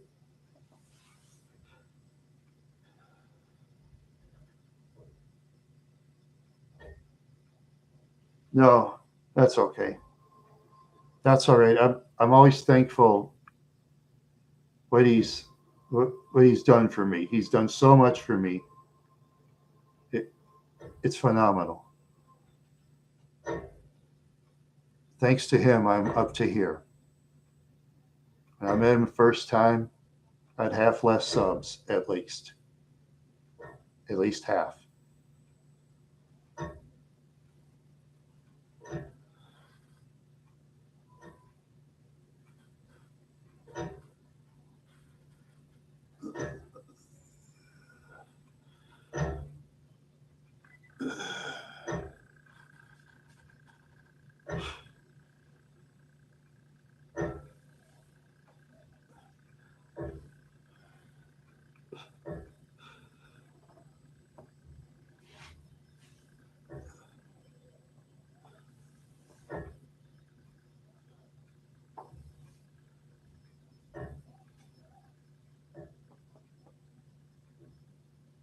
Oh, I didn't do a poll tonight. I'm sorry. I'll do it tomorrow, I promise. I'll do it tomorrow. I just, I'm sorry. Yeah, the numbers would have been a lot higher. And I fumbled. I'm sorry. I'm a fumbler. Okay. All right. All right. Uh, okay. You're not gonna get very much now. So okay.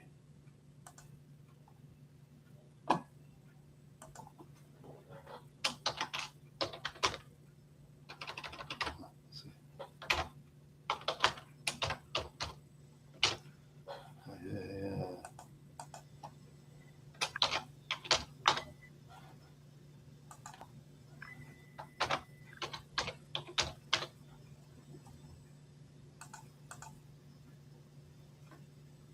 Okay. There you go. After 3 hours. I wonder if I shared this stream tonight. Did I? Yes, I did. Yeah, I remember. After 3 hours. Yeah. Now who knows? That's okay. I at least have a couple females now. I have a female fan base. I have a higher male audience than female, but that's okay. Even 5% females would make me happy. But you know, it's all right.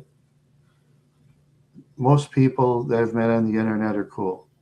You guys all been cool. Almost everybody. I've had a couple bad ones, but oh well. That's the way it goes. Yeah, yeah,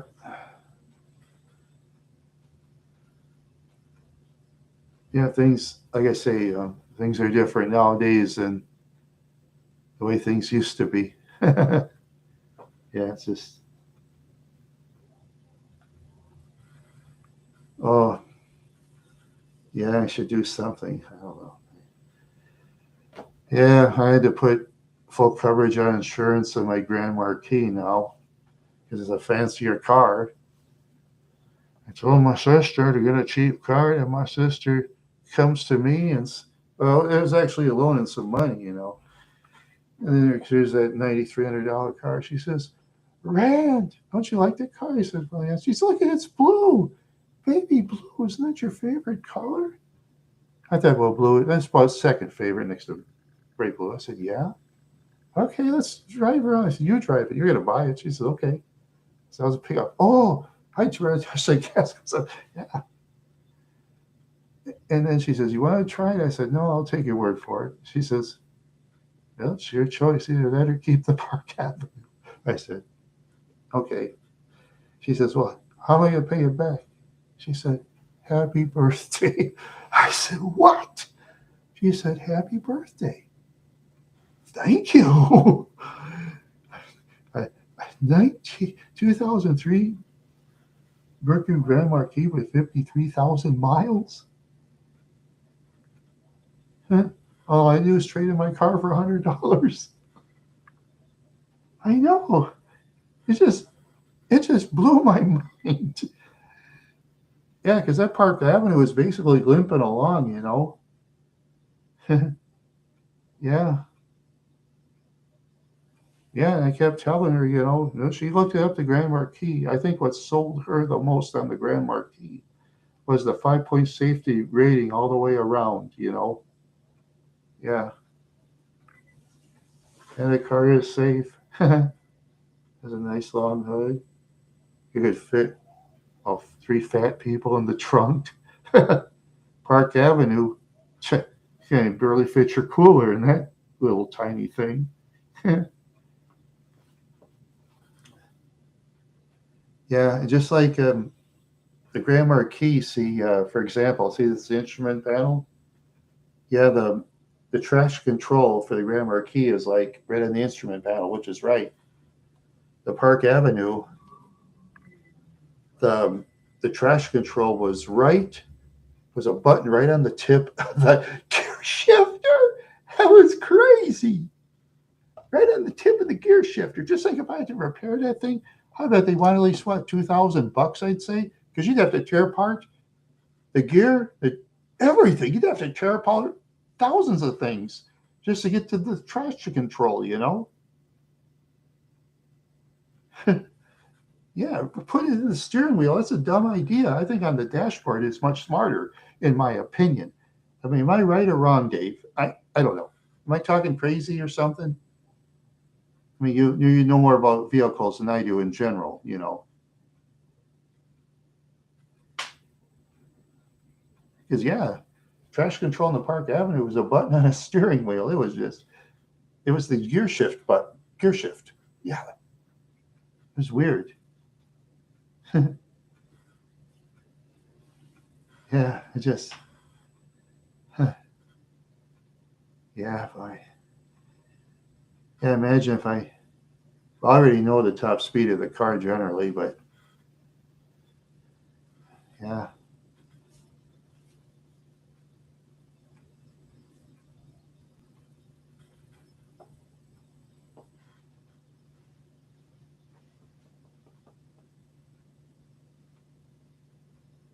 Yeah, yes, it is very much easier. Yeah, for the battery, any 3-year-old child can change it. For the Park Avenue, you have to have like 25, 30 screws just to get off each battery thing. You just have screws like crazy. Oh yeah, there's a guy in New York Mills named Steve Fisher who died who ripped me off $100. Yeah, he was telling me. Yeah, yeah, I know.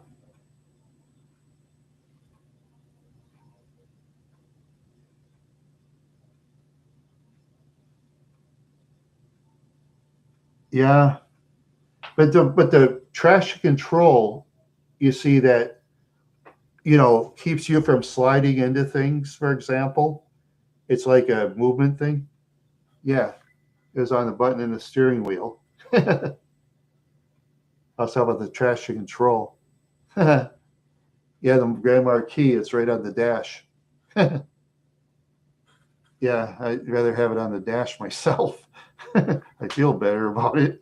When I had the Park Avenue, that interior just fell apart like nobody's business. Yeah, it ran great though.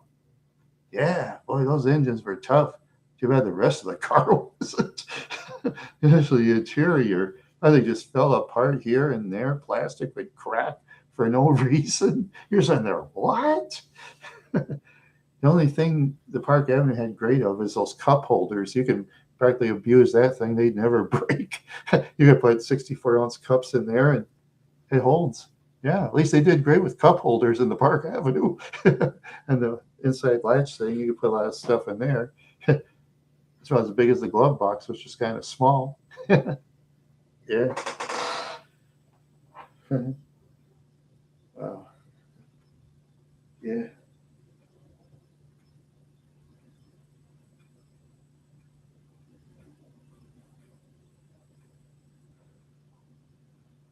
Yeah. I just I'm just happier with the Grand Marquis myself. Yeah. More my kind of vehicle, a lot less gadgets inside. I mean, some of it is kind of hard to understand, but cars much faster. That thing flies around like nobody's business. Yeah, I could probably beat between 76 and 80. I'd say I could probably beat 95% of the cars in a race. I think the only one I can't beat is the Trans Am. Probably can't. Yeah,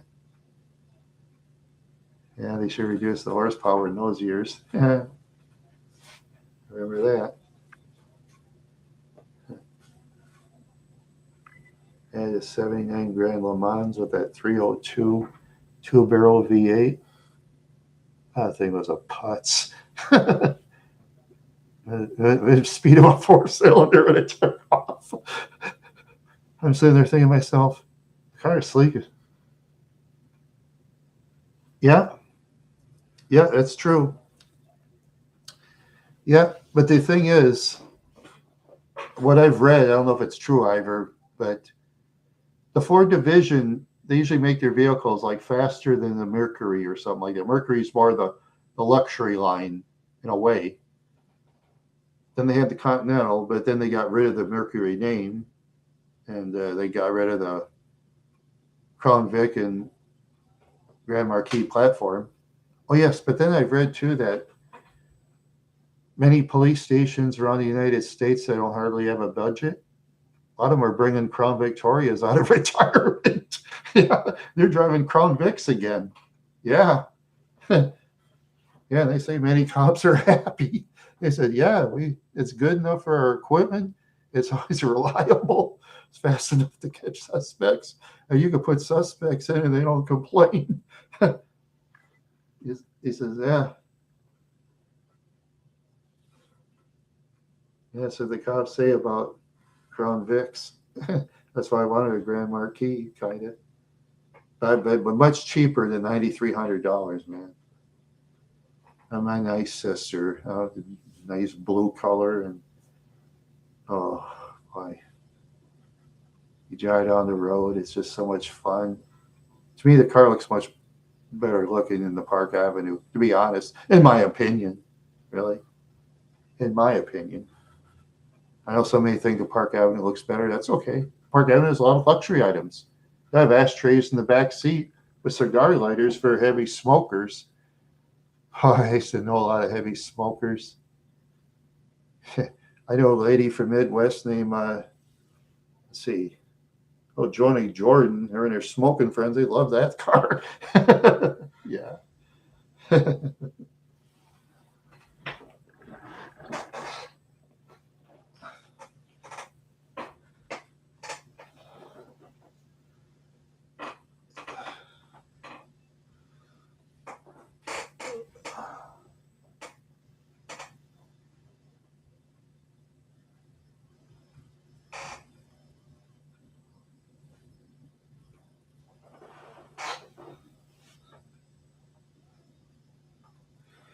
Oh, wow.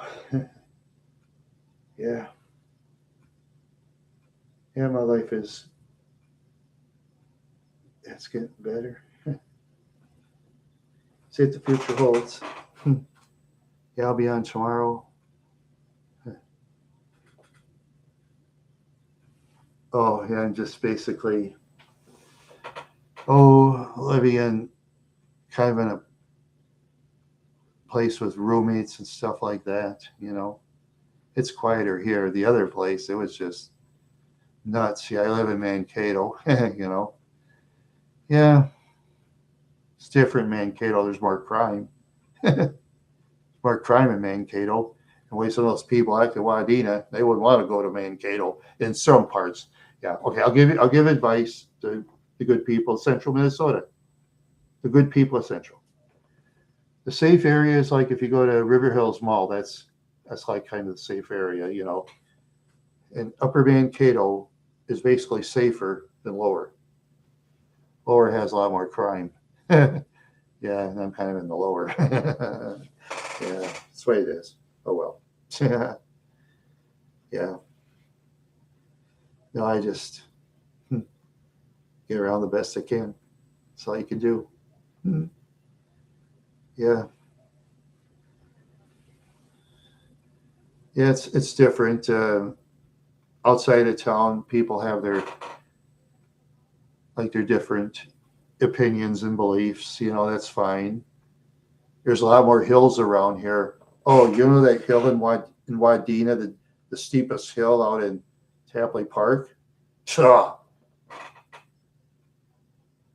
The hills here make that look like a tiny, tiny anthill.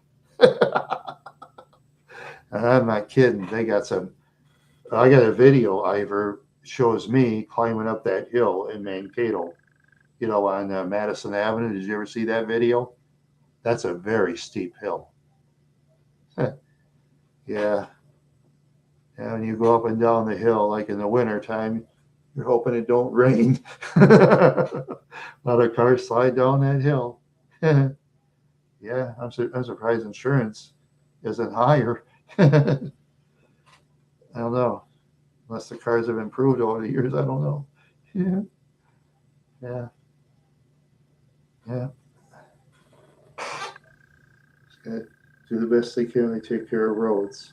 Except for one time, I drove my '89 Cougar. I was going to go to the bank, cash my check, and one time I was going down this left turn thing. It was kind of snowing, but they forgot to do a patch of ice.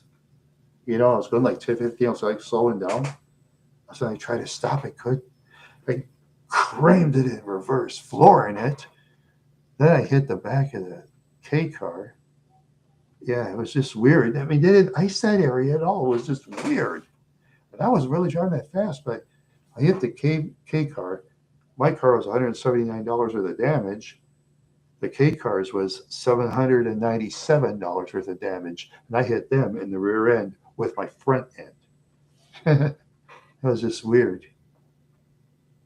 I mean, the K car is supposed to be a family car. The Cougar is supposed to be kind of the luxury car.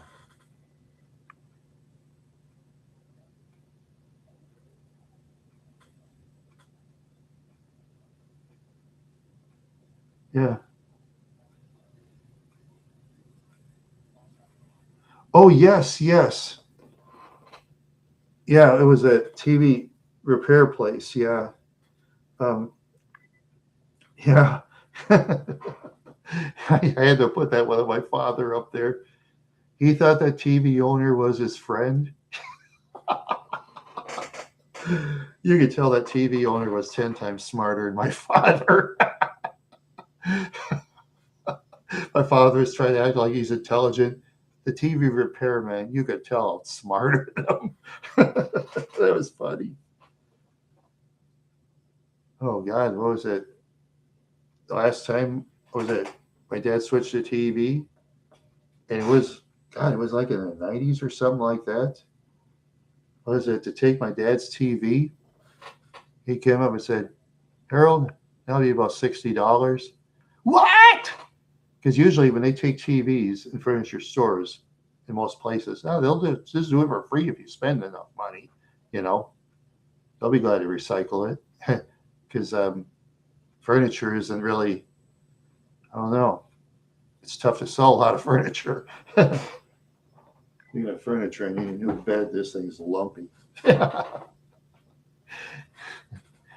Lumpy old thing. Yeah. Good if you had a dog or something. Dog could sleep on it. So a dog, that'd be comfort heaven because that'd be the dog's bed and I have my own bed. And I tell a dog, you get off my bed, sleep on your own. And the dog will listen. So it's a good thing about dogs. Dogs. You give them food. That's all it takes for the dog. Just give them food and pet them often. Set strict rules for certain things to dogs. And if they like you, they accept it. Yeah. Yeah. Yeah. Oh yeah. The Red Owl store. Oh yeah, in Wadena. Yeah. Olson beat my father. Beat him bad. That's my dad's fault for being an idiot. It's not Olson's fault. Olson did nothing illegal. Dishonorable, yes. Despicable, yes. Illegal? No. Nothing. Outsmarted my dad. Oh well. That's it. Yeah. Always be careful how a person does business with. Yeah. That's for sure. That's for sure. Say, Ivor, you heard how Steve got Steve's alignment? Did you ever hear about that? You know what happened? You know how he became Steve's alignment? This will floor you.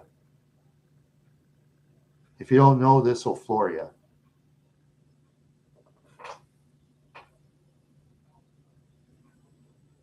if you're still in the room. Okay. You see, before Steve's Alignment, there's like Exhaust Pros, you know. I did business with them once. But after a while at Exhaust Pros, they had hardly any business. So it was like for sale for like a year. But I think the gas tanks were already out. Okay. And Steve and Robin, I heard, bought the place. I heard they bought it for a song because it's been over a year. It was for sale. Usually in a big town like that, you know, and depending on location, no, it's next. Well, I'll put it this way: Steve Wakeshide smartly bought that business, and he has part of the contracts with like the Wadena Police Department and the Sheriff's Department, stuff like that. He splits it up with John's Car Care, you know. I think they split it 50-50 or something like that, you know.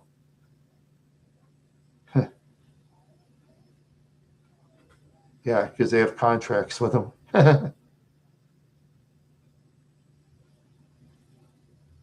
Oh yeah. If you had to fix the law enforcement vehicle over mine, I'd say, go ahead, Steve, that's cool. I said, go ahead. Yeah. Oh yeah, he kept up really well. Sometimes I changed oil. You have to wait up to about a week. Yeah, he has tons of business. Yeah, and like Steve Fisher in New York Mills, Steve can fix vehicles. He told me once, I asked him about my car. He says, Randy, this is like a lawnmower engine to me. You should see some of the stuff I work on. Anyway, yeah, he got it from a sale. It was after a year. It was when Zox Pros went out of business. The guy who owned the 10-star died? Oh, wow. Huh. I don't think it'd be Mike Roars, would it? No.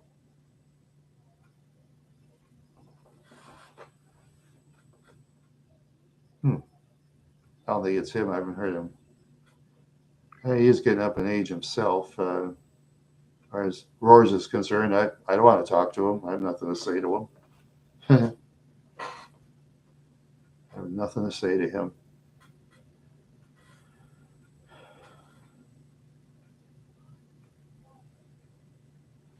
But yeah, I just knew some people. I didn't know really that many. You know, I used to know. Let's see. Let's see. I knew Dallas Fink. I knew him. I knew Pete Alschmid. Sue Alschmid. Yeah, Pete Alschmid. Yeah. Yeah. Surprised he lived to be 62. He drank beer like a camel drank water and smoked. He smoked about as much as Jackie Gleason. Yeah.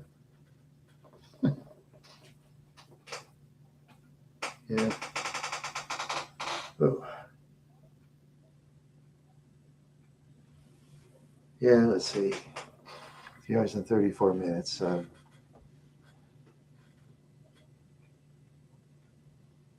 Oh, cool. Yeah, all right. They needed that drive-through because they lost a lot of business to Perham because of it, you know, Perham and Staples.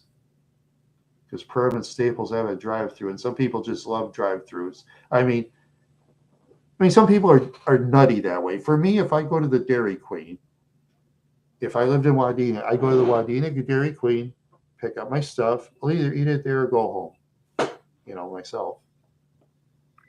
Oh yeah, but once in a while, yeah, when I went to Perham or did my YouTube videos, yeah, I'd stop at the Perham Dairy Queen, yeah, and take it home on the way. Because I thought the drive-through was pretty cool. Yeah, that's great. The new Dairy Queen, yeah. So what are they going to do with the old one? Probably demolish it. No, they probably. I don't know if they have a new Dairy Queen. If it's or are they going to remodel? Just let's see, was it the Burger King? Was it remodeled? Hardee's. Yeah, it was a Hardee's at one time. Then they remodeled it to Burger King. I remember that one. Yeah. Yeah, it takes a lot of money to remodel. Lots of money. Yeah, lots of money. Yeah, it'd be great though. Yeah, you get that drive through.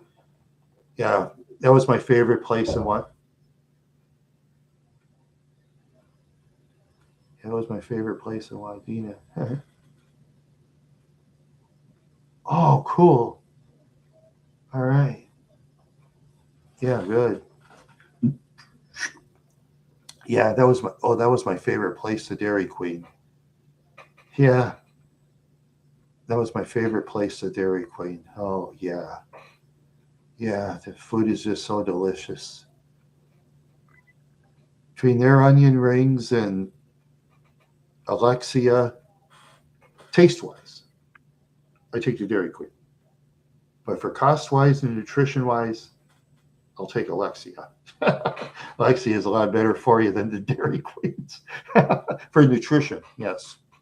Only for nutrition, not for taste. Oh, but then put, because, they got to, yeah, restaurants and stuff, they got to pay their employees. And yeah, that's why they're usually a lot more expensive than stores. And a lot of times, restaurants, they pay high insurance too because you know how criminals are. They try to take the easiest thing. Oh yeah, one time in Brooklyn Park, it was Amanda Kuchenhuis. I was a dishwasher. This was very funny. These four ladies came in, one of them distracted the manager. A couple of ladies are talking to the cooks. I was just washing my dishes. Right, to Matt Palmer. This one lady was like running around showing her, you know, and the audience just laughed. They stole 1,800. The waitress tried to get the license plate. They took the license plates off, and they totally got away because I never heard them ever got caught. They got away with $1,800 in the early '80s. Yeah, these four ladies. It was just weird. I was in there dishwashing, and hey, the place got robbed. I said, it did? I said, yeah. I said, well, that was a quiet robbery. $1,800. Yeah, Benver, he was distracted. See, John Benver, I'll tell you about him as a restaurant manager. He was always having fun with the ladies. Oh, yeah. He drove this Trans Am, like 455 V8, like 1973. And a lot of ladies wanted to date him because a lot of ladies love the Trans Am. And John Benver, I'm not one of those kind, but ladies I know, Benver, Benver, not John Denver, not the singer. Yeah, I saw him on McLeod as a police officer. He did some pretty good acting on there.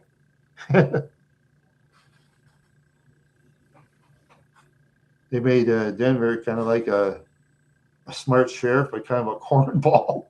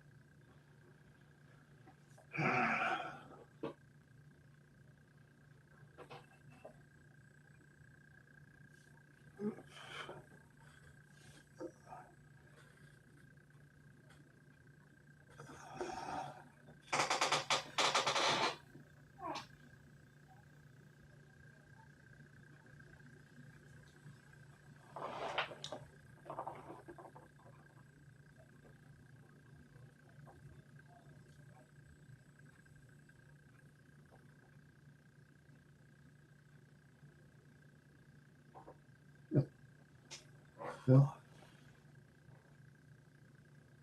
yeah, I've been on for almost 4 hours now. Oh, you too, Ivor. Sorry, I don't talk more often. Yeah, but Steve's alignment. Yeah, Steve and Robin Wakeshire. Yep, Steve's a smart man, smart businessman.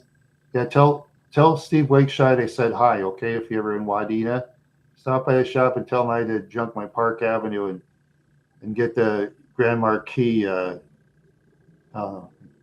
it's on YouTube. You wouldn't be interested in watching it. He'll believe you. Yeah, Steve knows I'm not a liar. He knows I don't lie. I always paid my bills on time with him for 11, let's see, about 12 years. On time, every time. So you like about me, I always paid my bills on time. Yeah.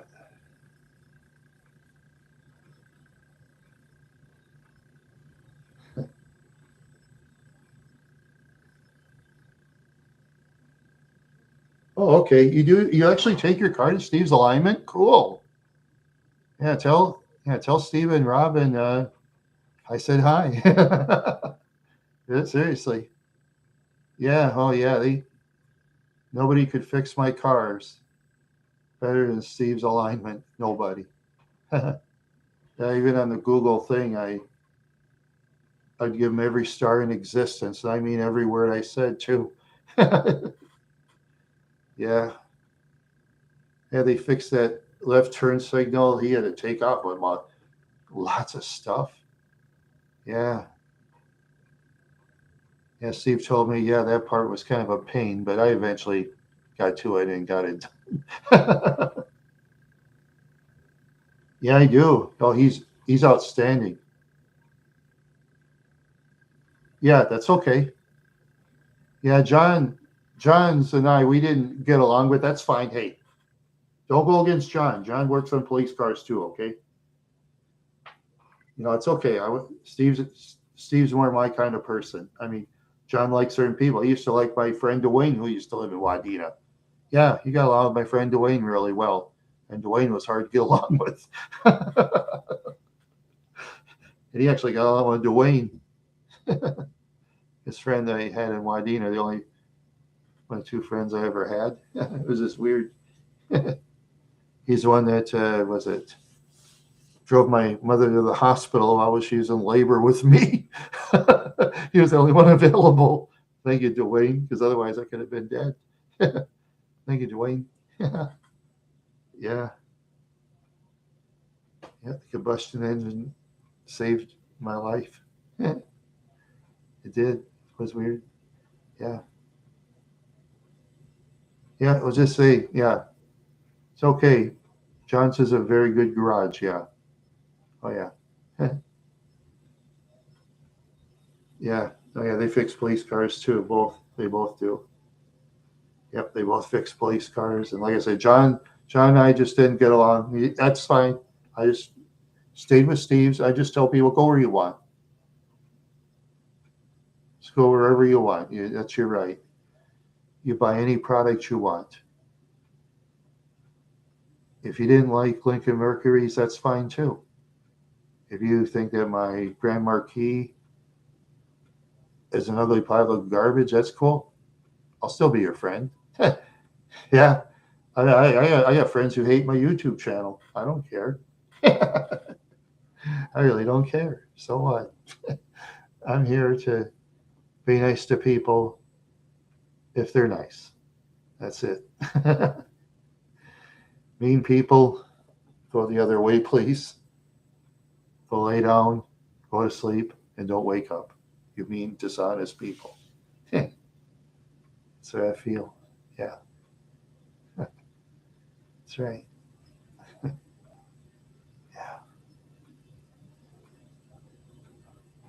All right. Oh yeah. See you, Ivor. Get some good sleep. Okay. Yeah. Like I said, just tell Steve and Robin I said hi. Yeah, they're nice people. Yep. Always kept my Park Avenue running. But I had to junk it last August. Yeah. Now I got a Grand Marquis. I doubt Steve would watch my videos. That's okay. He's cool anyway.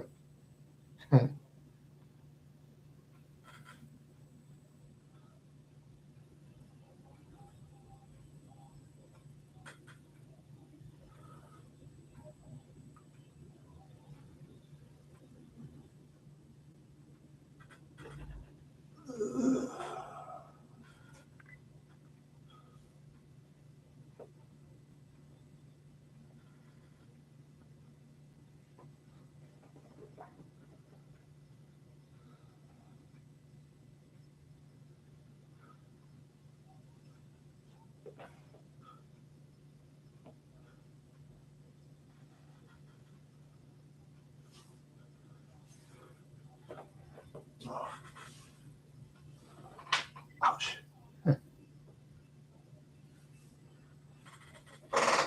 Yeah. Let's see. I'm gonna beat it. So I'll read that.